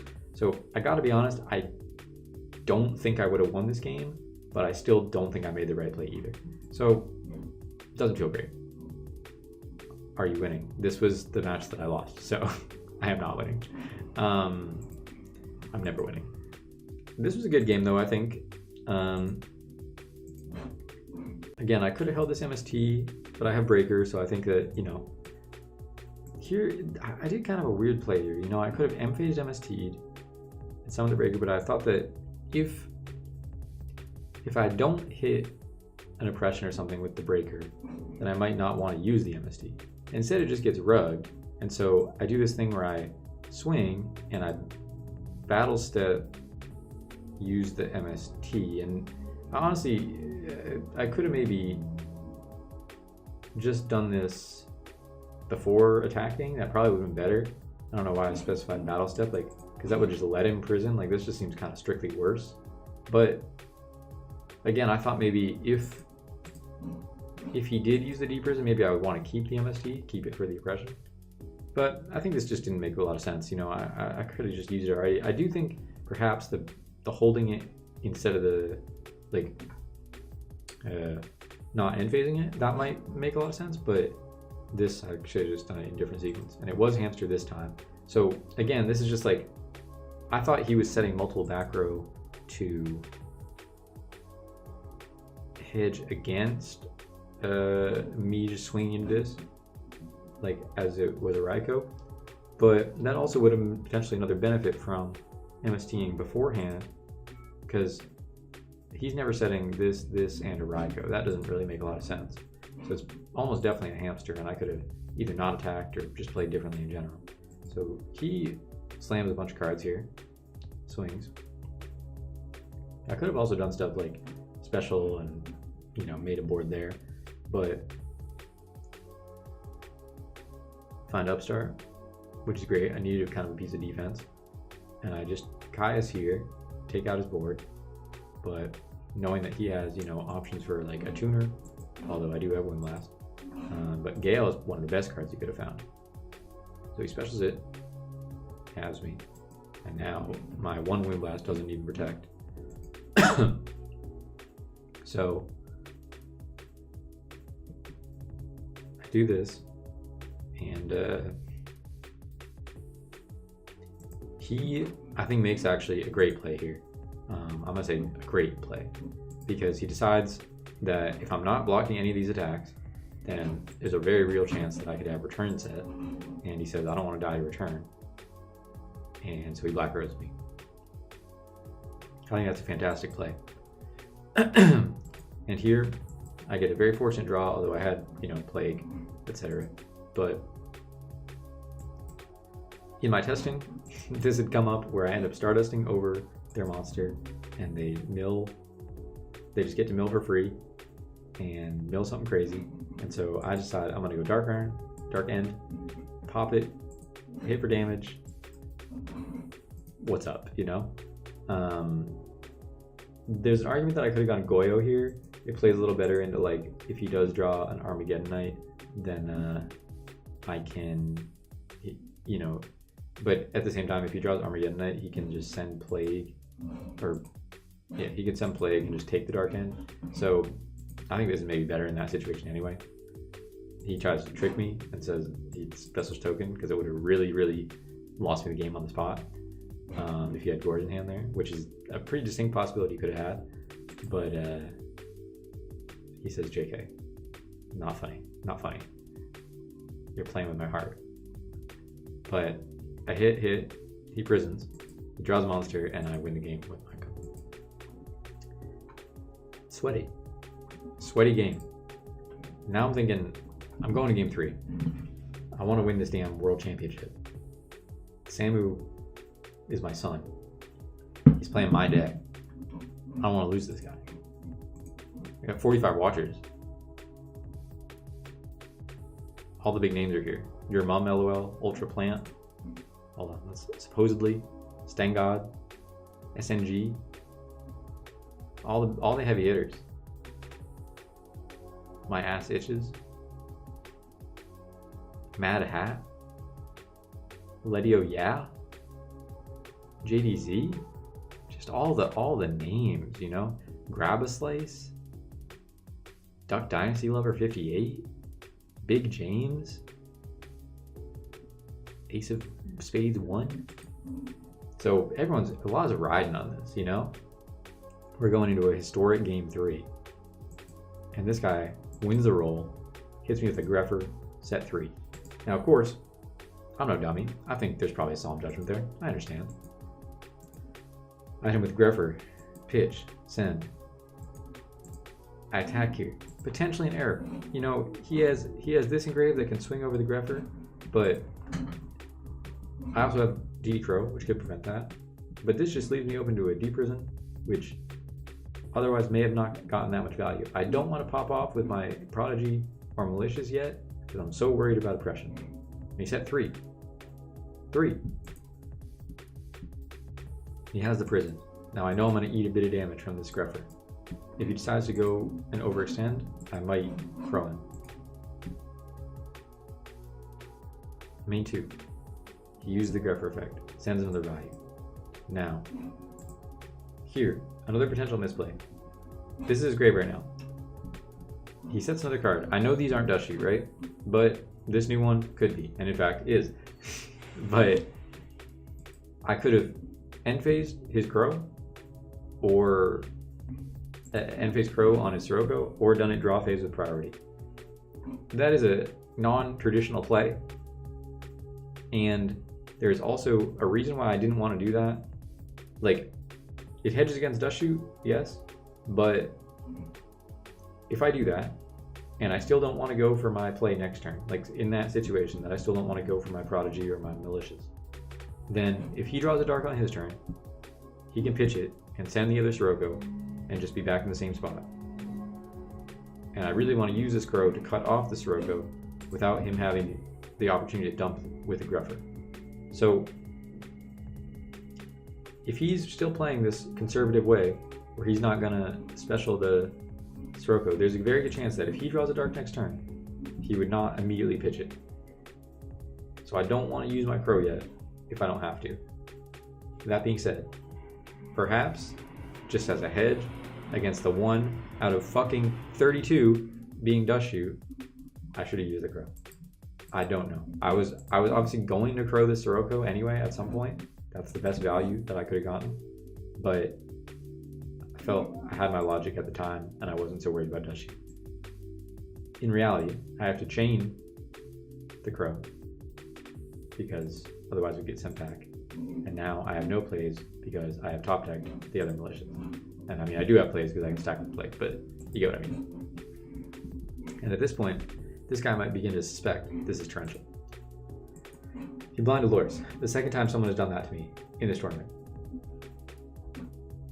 And hit. Crazy. Uses his ability to set the hamster. Here, I draw MST. A great card to draw because it can deal with Royal Oppression. I use Plague. He says okay. I chain MST. There's 2 reasons I do this. 1, if he has compulsory, he can't chain it after the Plague's on the field and remove my play. 2, if he is waiting for me to make a synchro before he uses his Plague effect, which would be a little odd, but it's something that maybe you would do, then I could, like, okay, 2 things. If I'm predicting one of these sets is solemn, then I MST 1, and if the other one's oppression, he's going to solemn it. And if he does that, I'm going to bring back the Plague and I'm going to torrential the field. if I hit the Solemn, then I can make Dark End. But yeah, this is basically just scouting for aggression. Make him pay 800. Also just hedges against compulsory because I'm gonna use the MST anyway. I do make Dark End. I obviously miss, and now I know that this full well that this is gonna be Solemn, and I walk right into it. But all is not lost. You know, I have the Torrential. I burn the Solemn. I'm able to get my Torrential off. Crucially, in this exact situation, because of what we said before, he needs to put a Sirocco in grave for him to make both these values live. You would think that if he drew a Dark Monster in this exact spot, he would pitch it and send the Sirocco. And then, because he's reading Torrential, he knows it's Torrential. So he knows that if he flips the hamster, pops the board, then he still have Armed Wing follow-up and Value and Plague still in grave. So he could potentially on the next turn make an 8, make an Armor Master, win the game. Now, because this happened, he flipped into the known Torrential and did not pitch a card from hand. I am under the impression that this is not a dark. Now, this ends up mattering to some degree. So he obviously top decks charge. Now I'm saying he top decks the charge, Raikou in hand, non-dark. That's my thought process. And it could be something like a brain control. I'm thinking that is fairly likely, you know, a spell that he wouldn't want to set. Maybe, yeah, hard to say what other card it might be. But I get a very fortunate top deck, in my mind, the Kaias. And I think this game, I'm about to take back control. Because I can Kaias this and put him on a 2-turn clock. I have the Crow in hand, even if he decides to do something with Plague. I should have this one.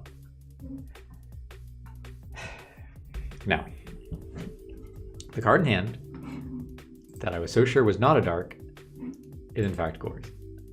And Samu immediately, because I do think Samu is a quite good player, immediately admits that he threw on the prior turn by not sending the Sirocco.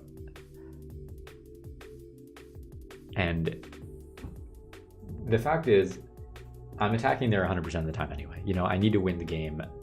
I have quite a good setup. It's not, I'm not, it's not so much that the Gores caught me off guard, you know? But the fact of the matter is that if he had sent with the, if he had sent with the Greffer on that turn, then I'm not 100% sure, but I believe because he would have made the Armed Wing. I think I might have been still fucked regardless, honestly. But because he can swing, and then like I drew Crow the following turn, I'm pretty sure. Yeah, so I think I would have taken too much damage, and then he could still do the Plague thing, like I said. And I didn't draw the. Is this true? I don't know. If he sent the thing, hit for 23, and then I would have to set a monster, either the Crow or the Prodigy, probably the Prodigy. And I'm just drawing the deck high, so I'd probably lose anyway. Honestly, I'd probably lose either way. So, but the fact that I just didn't expect it to be the Gores, I wasn't sure I was gonna win. That's an overstatement, but I was like, great. I finally have a chance back in this game that has been objectively just a hard game, and it was slapped away from me by the damn Emissary of Darkness. And that's gonna be the match, folks. I draw into another Prodigy, fucking double Prodigy, like both can't, like crazy. And I lose in top 8 of this tournament. So what did we learn? What did we learn today? The Gemini match, that was fun. That was a fun one. I cooked. Diva Hero. I'm never playing this fucking deck again. I can't beat Blackwing. I can't beat Bayou. It beats everything else, I guess, but who cares if it can't beat the 2 best decks? What else? What other bits of knowledge? We learned that, you know, the whims of fate in this game, sometimes they blow your way, sometimes they blow in the direction of your opponent. Congratulations to Samu Pustino.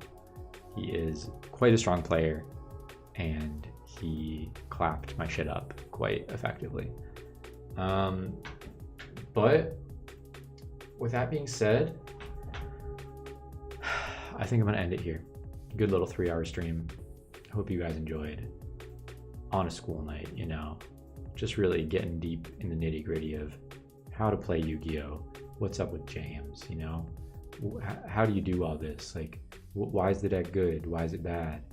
Why'd you lose? Why'd you win? So I hope you guys can appreciate what we've done here tonight, what we've accomplished, the 20 or so of us. And if you're watching this back later, you know, leave a comment, leave a like, leave a subscribe. I'm getting there. I'm converting. I'm making good analytics on this damn YouTube. I'm making money. I'm not making any money yet, but I will be soon. But yeah, I mean, if you guys enjoyed, love to hear from you. And I'm out. Poon God, shout out to you too.